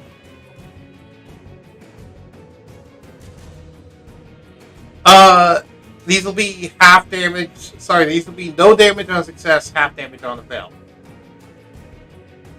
Because they're firing through a couple of walls at you. So. Yes. And through gold coins. There. Yeah, that's what I said. They're firing through some walls and through gold coins. That's why you're only going to take half damage on the fail instead of full damage on the fail. Okay. Yeah, I'm pretty sure if you take full damage, you'll be very much dead. So he passes 2 of those. However, 3 of them are fails.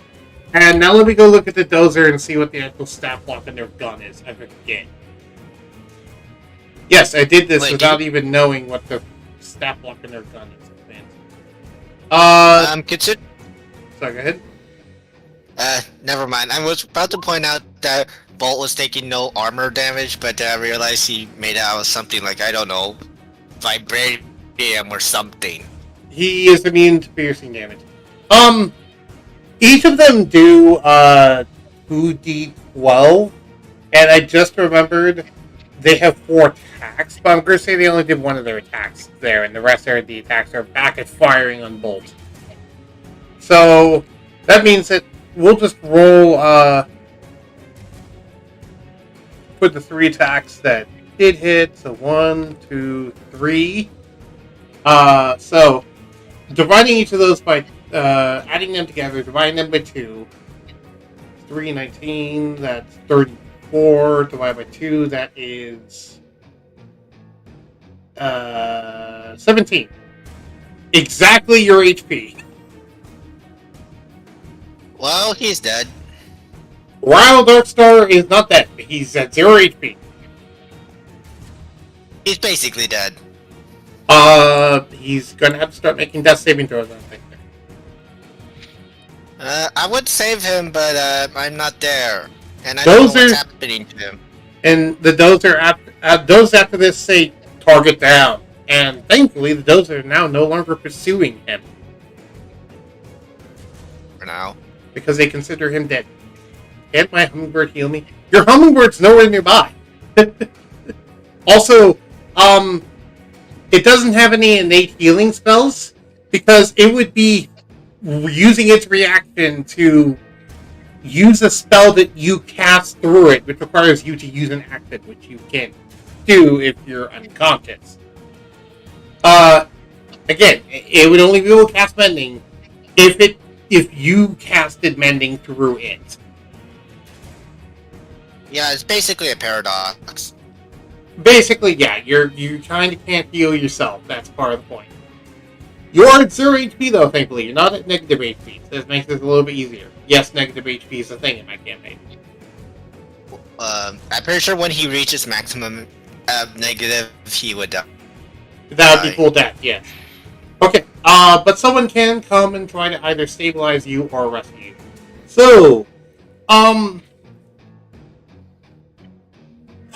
okay, with this, Bolt did notice this, and slugs a couple of them, and then just a weird attack that you didn't notice before, Zoro. Though it's kind of hard for you to notice in your blind rage. As he jumps 25 feet into the air and then lands on top of them. Mushing some of the dozers down, but not killing them, because dozers are fucking tough. No duh.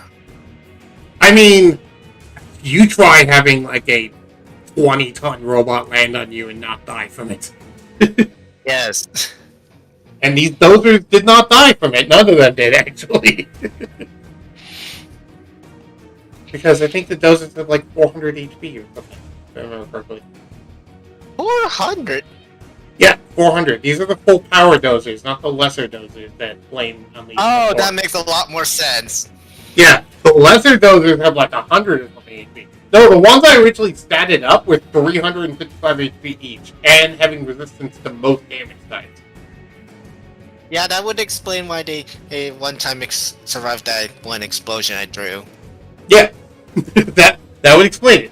And that's just from how many layers of like Kevlar and cybernetic surgery and padding they have on.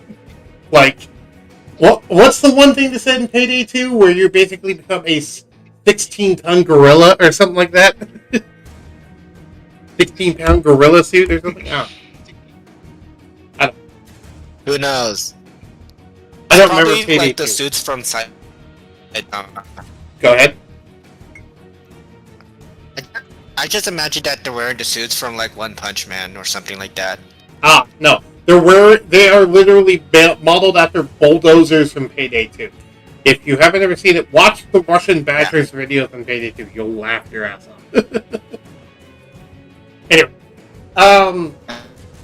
So, let's get on with it. Is there anything else you would like to do? Or we just... Actually, you can't do anything. What am I talking about? So...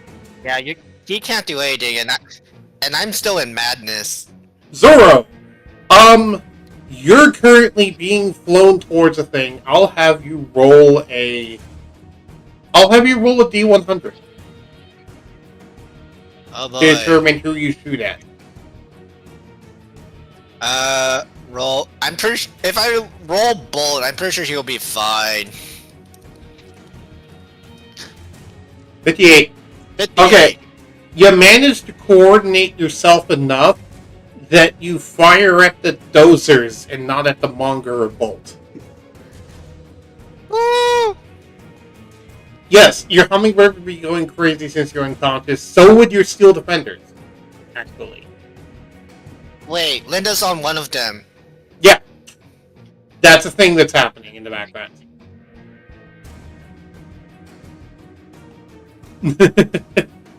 Anyway. So you managed to guide yourself to fire at the dozer. What rifle are you going to use to fire at this dozer?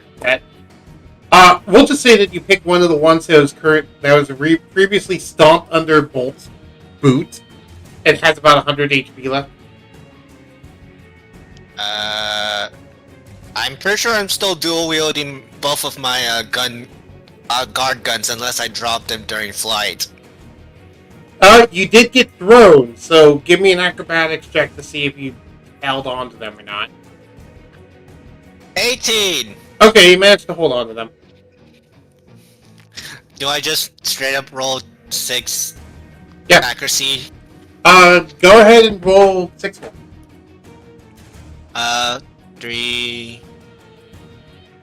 Hold on. 3... One more? Yeah. That was 7. Ah, dang it. Oh wait, no, that was 6, because I thought the acrobatics check was 1 7. Sorry.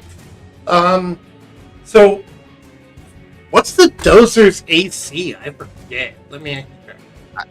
I don't know. It's If been it's a very while. high, Sorry, go ahead. I can assume it's very high that you need a natural 20 to at least hit them. The 24 hits. Only that? Only that one. They have 23 AC. Okay, 15 radiant damage. Yep, you managed to do 15 radiant damage as you shoot him in the fucking eye. He goes, "God damn, my eye! Stupid clown!" Yes, I am a clown. I'm just laughing my head off like Joker.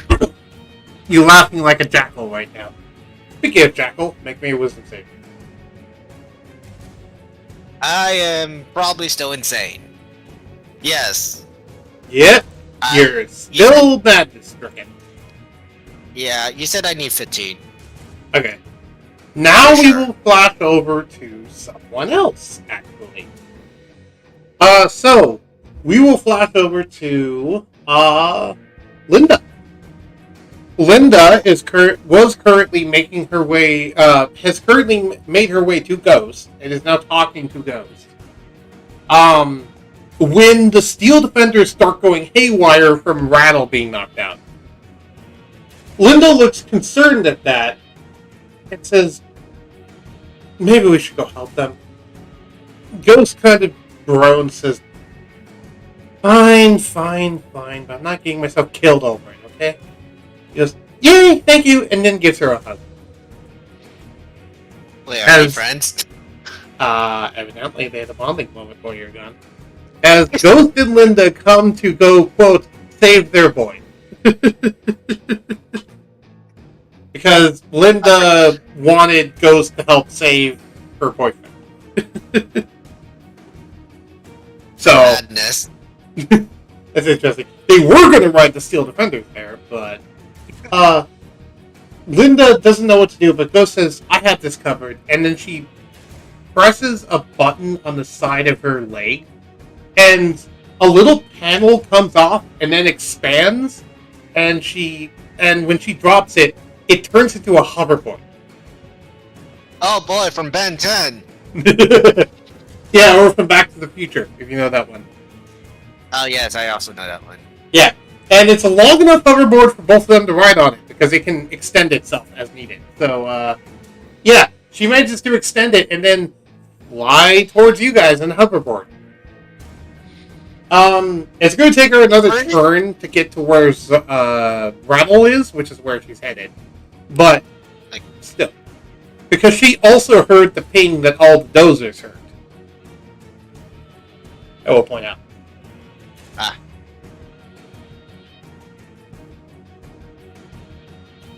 So, with that, I'll actually let Bolt take over for this for a second.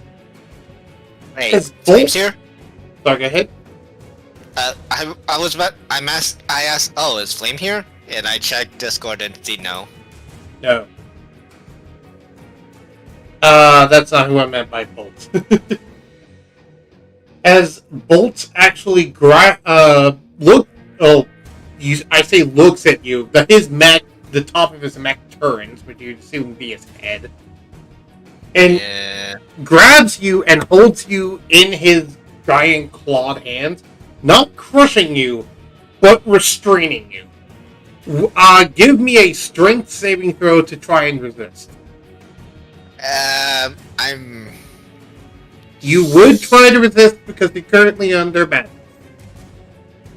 Yeah, I thought so. It was a fail. That you would need like a 25. So, so you are currently restrained by this thing, and you now drop your guns. Woo. As you're currently just kind of wriggling around in it, not in your right mind. And has 10 minutes even passed? I'm pretty sure it only lasts 10 minutes, right? Yeah, and it's been like 3 turns. Oh. We're doing 10 differently.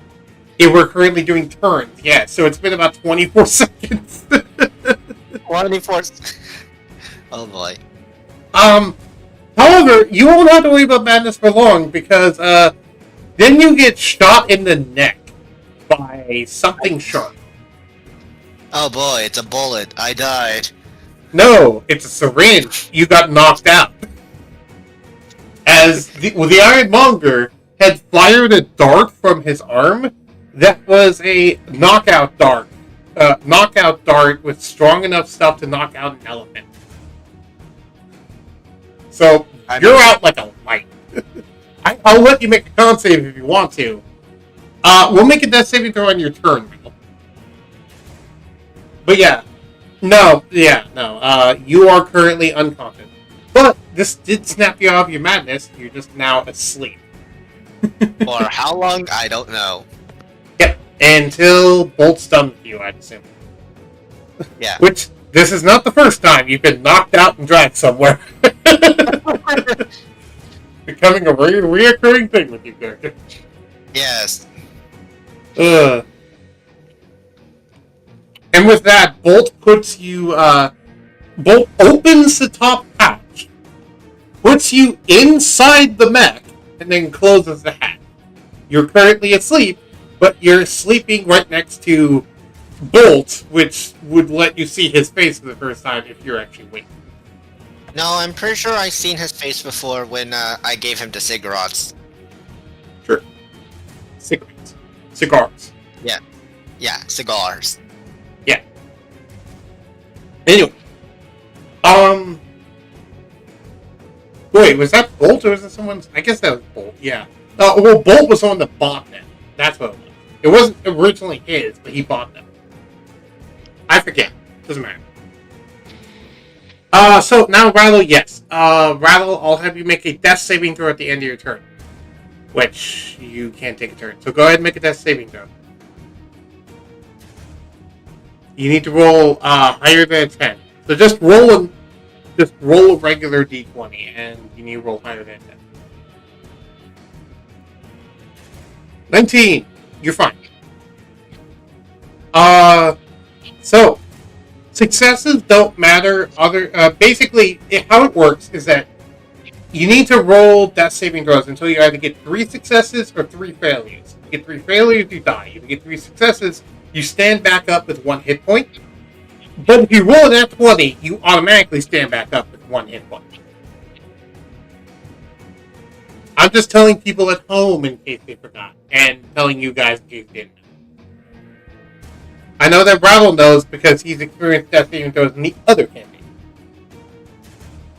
By the way, that's the end of your turn. Ghost and Linda on the hoverboard.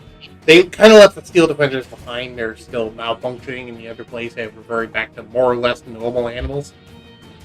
Have managed to make their way to the facility behind Bolt, but I'll have both of them make a dex save. So, Linda,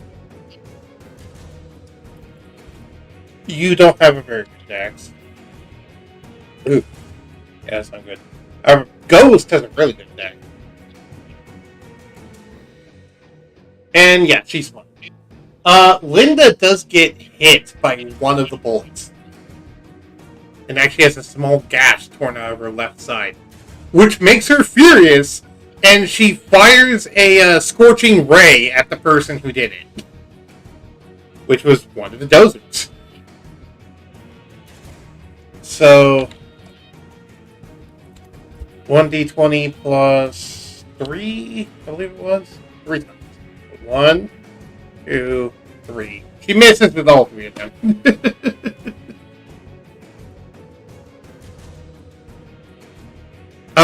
Fox, you okay? You're really quiet. Yeah, I'm here. I just had to check on something. Okay. Alright, so Ghost manages to... She doesn't really need to ramp up with the hoverboard, she just needs to raise the altitude, and manages to fly to where Rattle is. Seeing him kind of slumped over, bleeding out in a pile of gold coins that are riddled with bullet holes.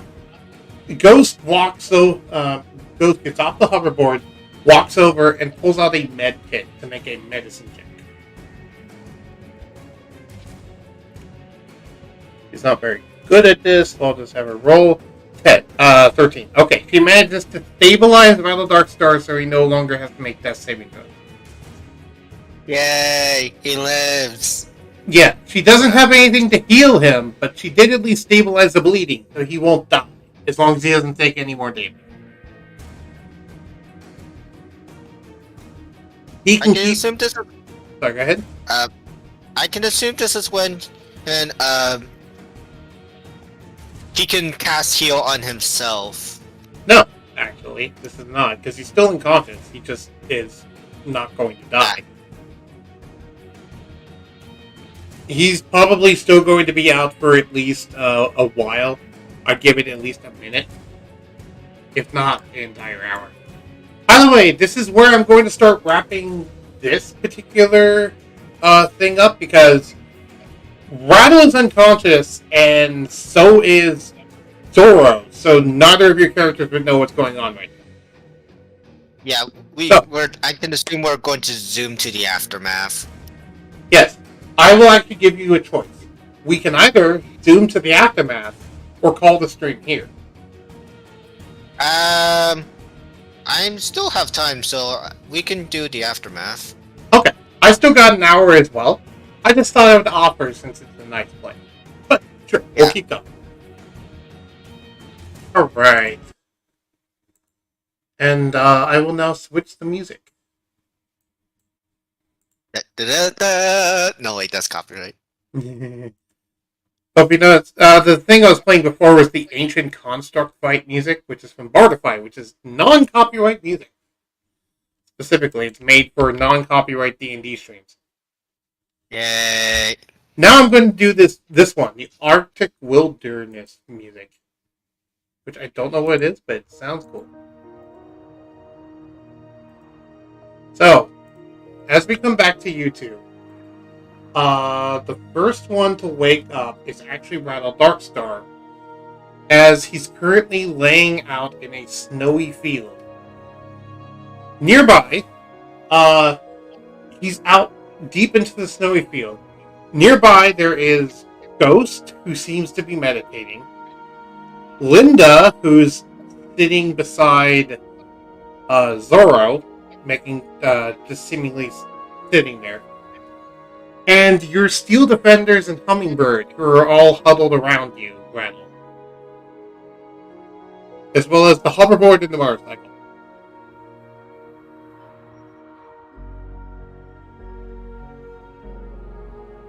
Alright.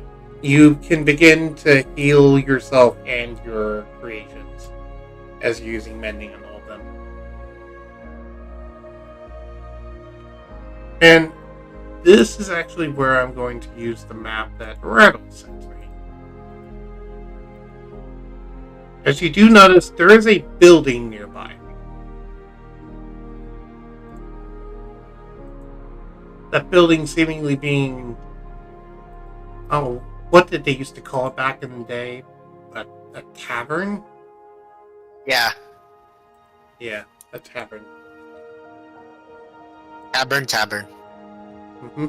Because they don't have taverns anymore in this city, but whoever this place is seems to still have one, which is quaint. And I'll drag it over top of this current map that we're in.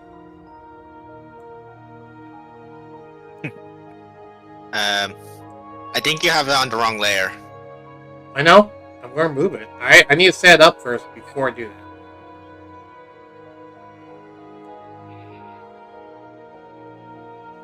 Okay, so now I need to make this entire map bigger. Give me a second. Technical difficulties, folks. Don't mind me.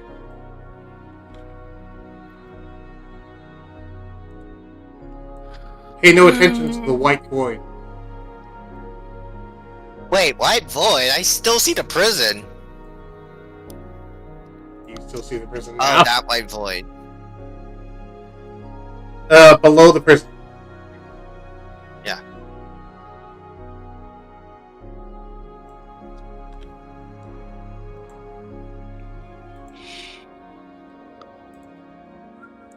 But yeah, I'll move this to the right layer once I get this fully thing. There we go. Now it's fully done. And map layer. Boom. Yay. So, go ahead and drag yourselves, like, right here in the top left corner. Let's see.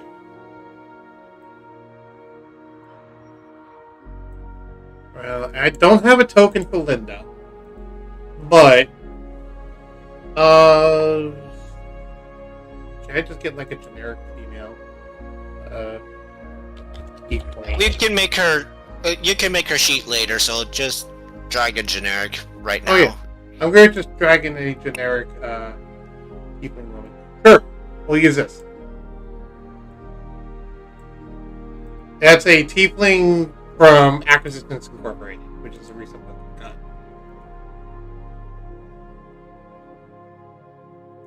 Okay.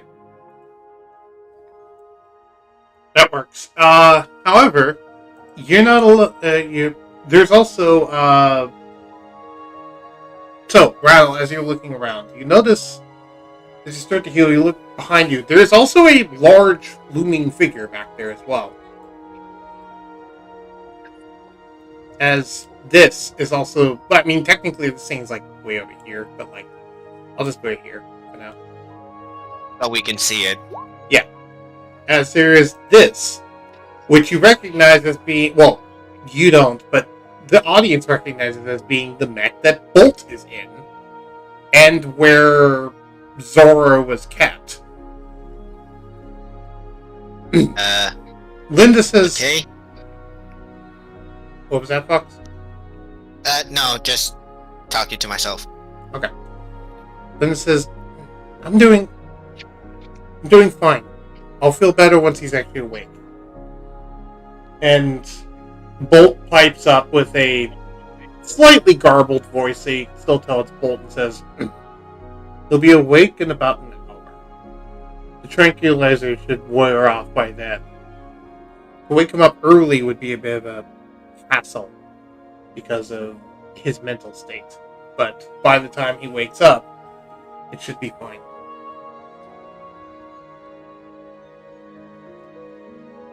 Ghost is just not saying anything and meditating.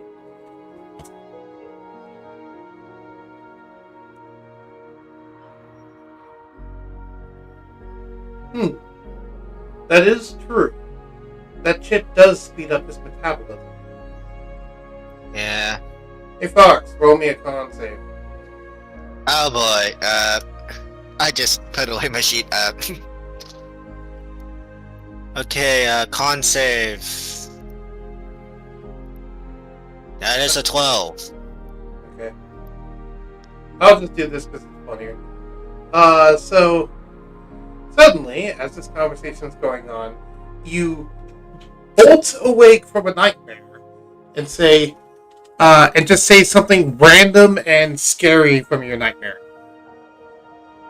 Hold on, I got this. I'm being chased by dust! I'm not a cookie! Hey, guys. Linda says, it's okay, dear, it was just a dream, and she gives you a big hug. Oh, hey guys. Hey girls. Yeah. And you're currently being comforted by your girlfriend. I'm assuming my hit points restore. No. No one healed you. Ah. I mean, Rattle could potentially heal. I mean, if someone has healing spells, they could, but no one here currently has healing spells. Besides maybe Bolt, but he's not using them. Oh, I have lay on hands. Yeah, so you can lay on hands yourself, as well as other people. Yeah. Linda's currently hurt as well. Yeah, I can... Hold on. I can heal myself fully and use the rest on her. But Alright. I need to do math. That would be 3, 4, 5, 6, 7. That would be 7 HP heal on me. And that would be 13 on her. Okay. Which leads... Yeah. Rattle, make me an Arcana save. Sorry, an Arcana check. Arcana save? What the hell? No, an Arcana check. Okay. You managed to put an upgrade into them that basically allows them to, once per day, dispense a healing... Well, I'll say healing salve, which is basically a healing potion. So they can produce a healing salve once per day, which would be the equivalent of a common healing potion. Yay. Yeah. Use it right now, because I'm pretty sure you still need it. And Rattle says, there you go, you three. I'm going to check my equipments to see if I have my stuff back, or do I have to live with the guard outfit? You notice that most of your stuff is back. However, there is one notable thing that's missing, and that is the data slate with the gold. Oh, do you mean the one that I looted earlier? Yeah. That's I'm pretty sure both of you just took the one that was holding all the gold. Bolt, uh, Bolt does pat the ground. Bolt pats the ground and says, "Yes, I stole all the valuables in that place." Nice. As he gestures off to the side, and when you look, the entirety of the prison is now smashed to the ground. Holy hell. As Nice work, Bolt systematically demolished that entire building by himself.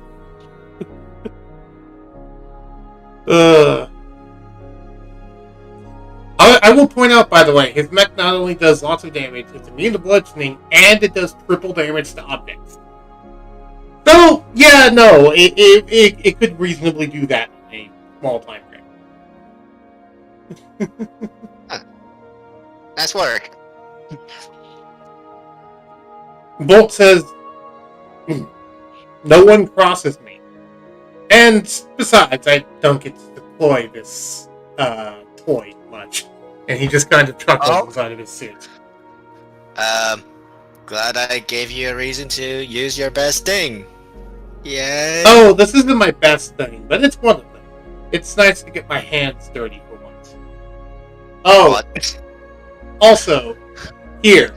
And, you notice Rattle Darkstar, you notice an ironmonger starts to fly towards you.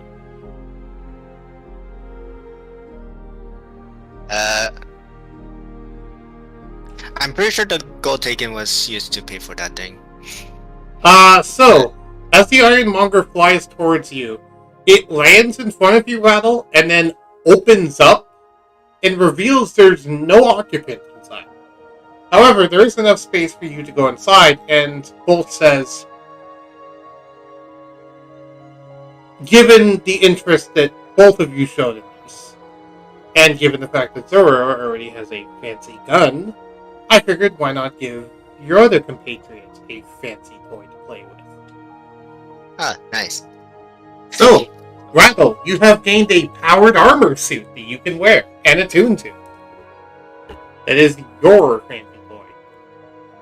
Hey. Bolt says, "If you would like, I can run through the schematics of it and tell you everything it can do." I'm pretty sure you could just upload it to his circuits. Yes, but I do like to be old-fashioned sometimes. Reasonable.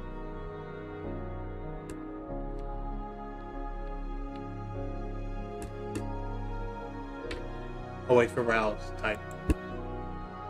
Agree. Why do you say gift in quotes?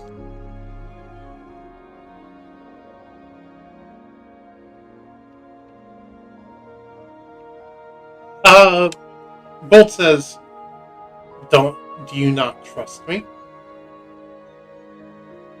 I trust him.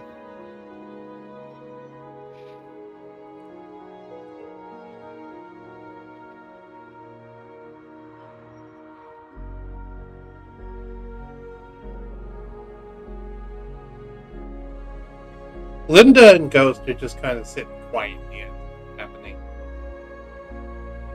Not sure what to do.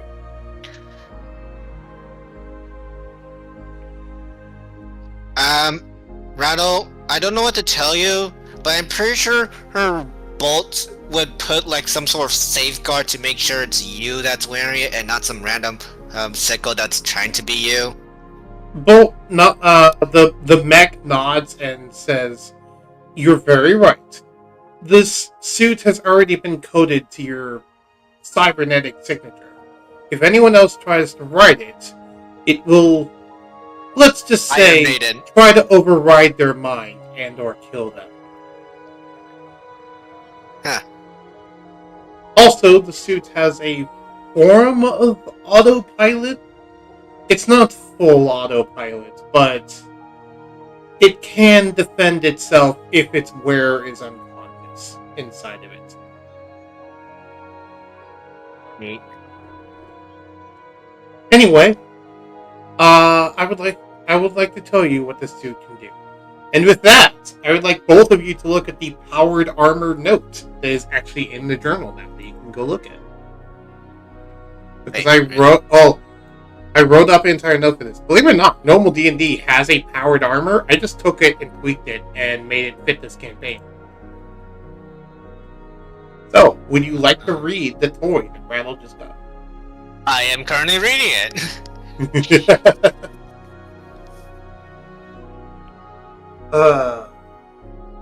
And I have it on screen for people at home.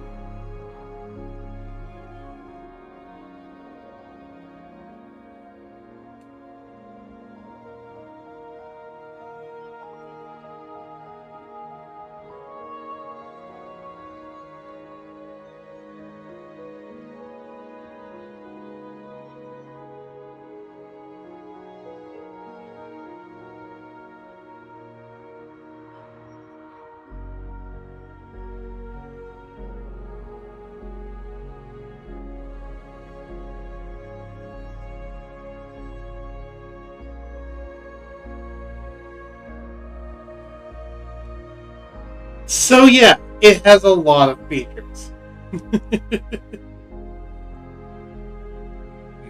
For those at home who want me to read this out, I will go ahead and give you the gist of it. While Rattle is wearing it, he would have, at minimum, a strength score of 20. He would have advantage on death saving throws. He'd have a +1 bonus to his AC. The armor can move and pilot itself while its wearer is unconscious, but it would be controlled by the DM in this case instead of by the player.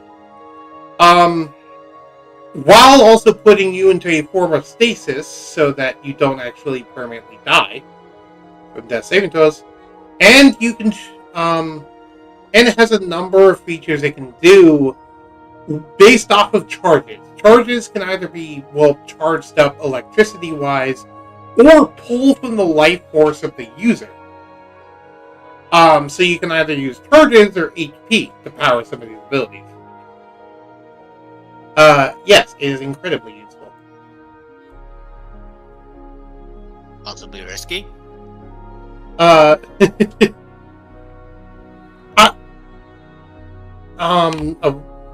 asked you a question, Foxy. When we get back, I'm going to repaint the armor. Look, that's not asking me a question. That's just saying it out loud. He's asking if that's okay with you, and that's okay with Bull. Bull says, that's perfectly fine. It's yours. It's your armor. So... Just don't make it copyright colors. Right.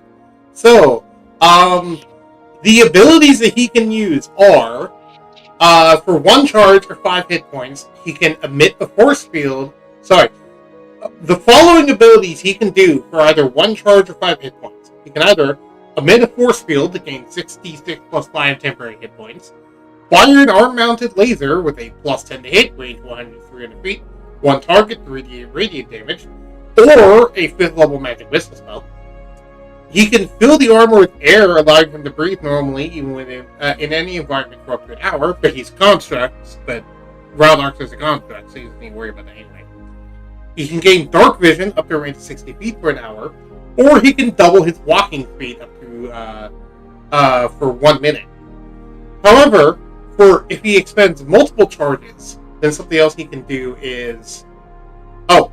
he can also translate any writing to any non-magical language to a total of 1,000 words over 1 minute for 1 charge.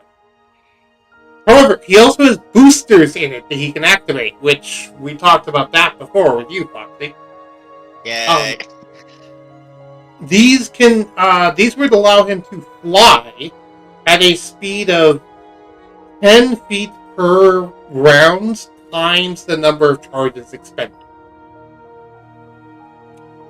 By default, the battery has 20 charges in it. It can be charged up at any conventional power plant, as well as drawing HP from the actual user, obviously. There you go. And these are just the base functions. You can add more abilities for it to do off of charges later in the campaign as you add upgrades to it. Yay! Yep. So it's basically the module. It's kind of like the modular armor from Iron Man, where It can be upgraded with specialized parts as needed, but this is the base model. But as I said, it's more like Ironmonger because of how slow it moves. Also, yes, by the way, that you did see that right. That's a 5th level magic missile spell. It can just fire as a charge. Which, for those of you at home who do not know how powerful that is, that's firing 7 bolts of force. Because the base magic missile is 3, and it gains the additional missile for each upcasting. And I'll also and keep in mind, this is in a setting with almost no magic, meaning how many people are going to have the shield spell? Next to no one. Yeah. So, there we go. Foxy, do you feel this is the equivalent to your super rifle? Yes. Even if my rifle just do high damage with no special effects. Well, except for one, that's pretty much auto aim. Yeah. Your rifle does super damage with lots of special effects. This is just kind of tricked out utility armor. I can link my Hummingbird and Steel Defenders to the armor. Yes, you can. Yeah. You could even expend a charge to extend your vision to... you can even add in an upgrade to expend a charge to extend your vision to all your familiars for 1 minute, without impairing your own ability to see. Yeah. And then you could also add things like, expending a charge to have a targeting reticle to give you advantage on ranged attack rolls, and there's other stuff that you can add in there potentially, depending on how you want to upgrade it. You can put chips into this thing, I'll point out. Oh god, just give it the mobility chip and Godspeed chip. Right. You could put chips into this thing, because it is powered armor. Hey, does anyone know how to, get home? Considering what, Rattle Darkstar said earlier about us being a potential, virtual reality. Bolt kind of laughs and says, "Oh no, this is no virtual reality, but you guys wouldn't understand. This place will bring you home," and he gestures towards the building that you've been sitting outside. Ah, neat. You need to look inside, and you'll find something known as a portent key. I won't explain what that is, but once you see it, you'll know it, and it will bring you home. Neat.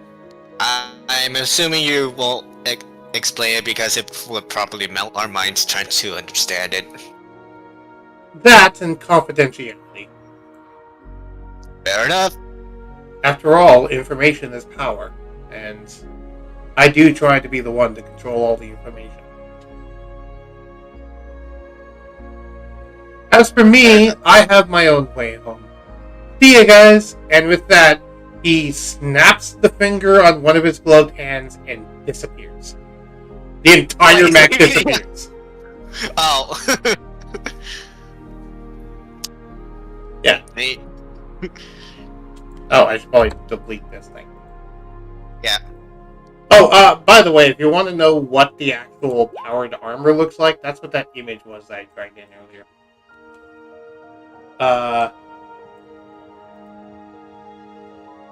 That. This is what the powered armor looks like in this campaign setting. Yay. Would I be fully healed from my mending? Yes. You and your companions. Because you've had enough time now. Well, we better get going home before someone else comes by and drag my ass back to jail. Or whatever else jails are there. Linda chuckles and says, "What jail? Sweetie, the jail's been demolished." Yeah, but I'm pretty sure they have multiples. I don't know. Either way, let's go see that port key thing. Yeah, I'm pretty sure we're ending this session here, or no. Rattle's already checking the building. I'll just follow Rattle. Hey, Rattle, aren't you going to store that armor in your iPad? Or are you just going to have it follow us? You notice, by the way, that the armor is just slowly walking behind Rattle on its own. Yeah. Also, Ghost is staying completely quiet for some reason. Ghost, you were right. It seems like you saw a ghost. Oh, wait, Fortress of Words. Ghost, you can kind of tell she's rolling her eyes despite the fact that you can't see her eyes. And she punches you in the face. It's not that enough. Make a dex save to see if you actually manage to dodge a punch. He's not really trying to punch hard, to be fair. Dex save, right? Yeah. Nope. 10. She hits you square in the face. Ow. It does 1 point of damage. Ow. Oh boy, 1 damage after I just healed myself. Thanks, Ghost. Linda giggles. Ghost kind of turns back and says, I saw someone in there. I didn't know if that was still alive, but best they're left in the past. As she starts to more quickly walk into the building, which Rattle's already making his way into the building. Okay. Chunk, chunk, chunk, chunk, chunk. Oh wait, hold on. I can actually do this a little bit better. There. I know how to make them slide in. Yay. So, if you want to know that trick, by the way, click and drag your thing, but before you let go, press right-click, and you'll see a yellow arrow appear. Plus, right-click again to set a spot, and then right-click again to set another one, etc. And you can actually make it move along a path. For you, it will appear instant, but for other people, it will slide around. Yeah. So, search as a group or split up? What would you like to do? Ghost is going off on her own. Split up it is. Actually, I'm gonna... No.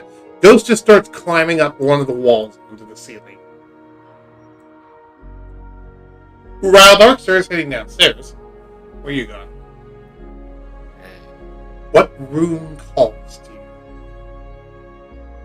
I don't know.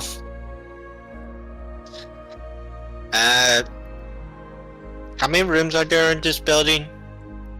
What you see is what you get, as far as you know. 2, 4, 6, 8. That's because I'm rolling a D dice to choose what room I go to. Roll a D100 and just Okay. pick it based off of that. 74. Okay, so pick a room based off of that. Okay. 2, 4, 6, 8, 10, 12, 14, 16, 18, 20, 22. Yeah, you can drag the map. You can drag the map around with the right-click thing. Yeah, I know. I mentioned that because Rattle mentioned that he was doing that. 26.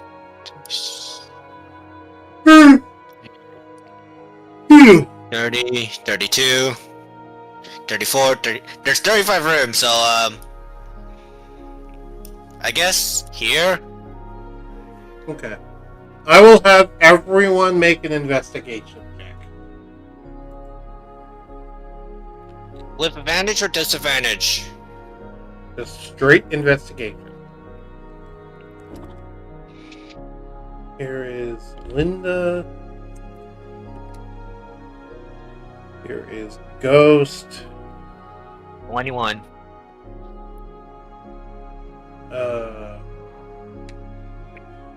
Okay.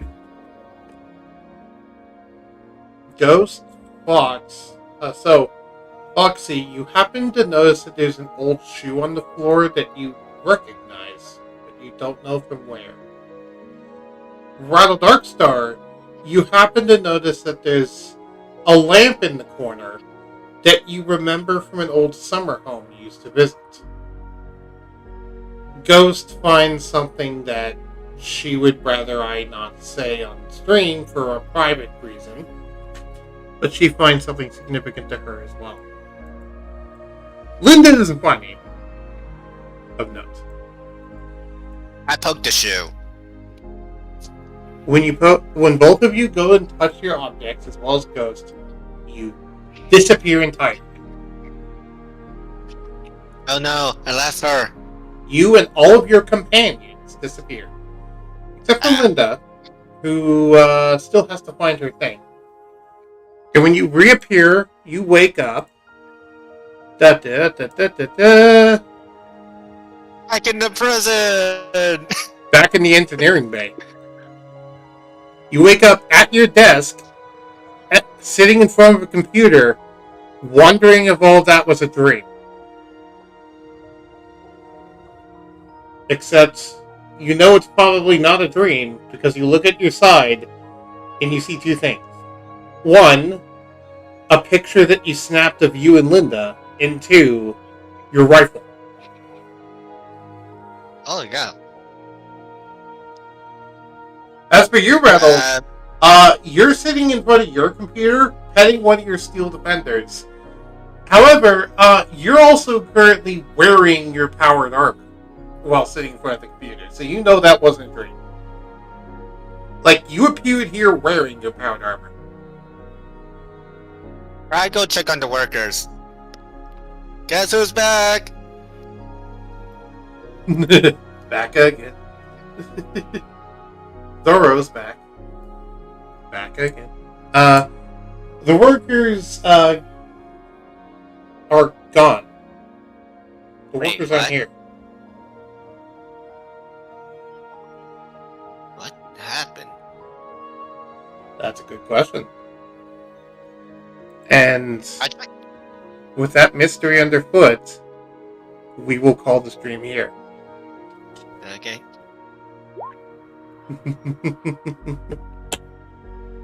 Rattle would head to Zoro, see that there's no workers here. And Zoro, one final deck save for the night. I can assume where this is going. You're going to have her land on top of me. Yes. Because that's one of the running jokes of the campaign. 15. Okay, you managed to not only dodge, but you also managed to catch her as she's falling out of the sky. And you just catch her in like the princess hold thing. Aw, you falling for me? She smirks and says, I already did that back in the prison. Yes, welcome to his... And you hear a little buzz on your phone as the intercom now goes, but only in this room, and says, the only thing I will say about the portent, which is Bolt's voice, is that it brought you back to where you felt most comfortable. That is why you two returned home, and that is why Linda went to wherever you were. Okay, As makes for sense. Ghost, who knows where she is. Anyway, good hunting, folks. Good hunting, and I hope to. I'm screwing up Bolt's line. Yeah. Good hunting. Hope to do business with you again. Bolt out, and the intercom goes off. And yeah, we will call the stream here.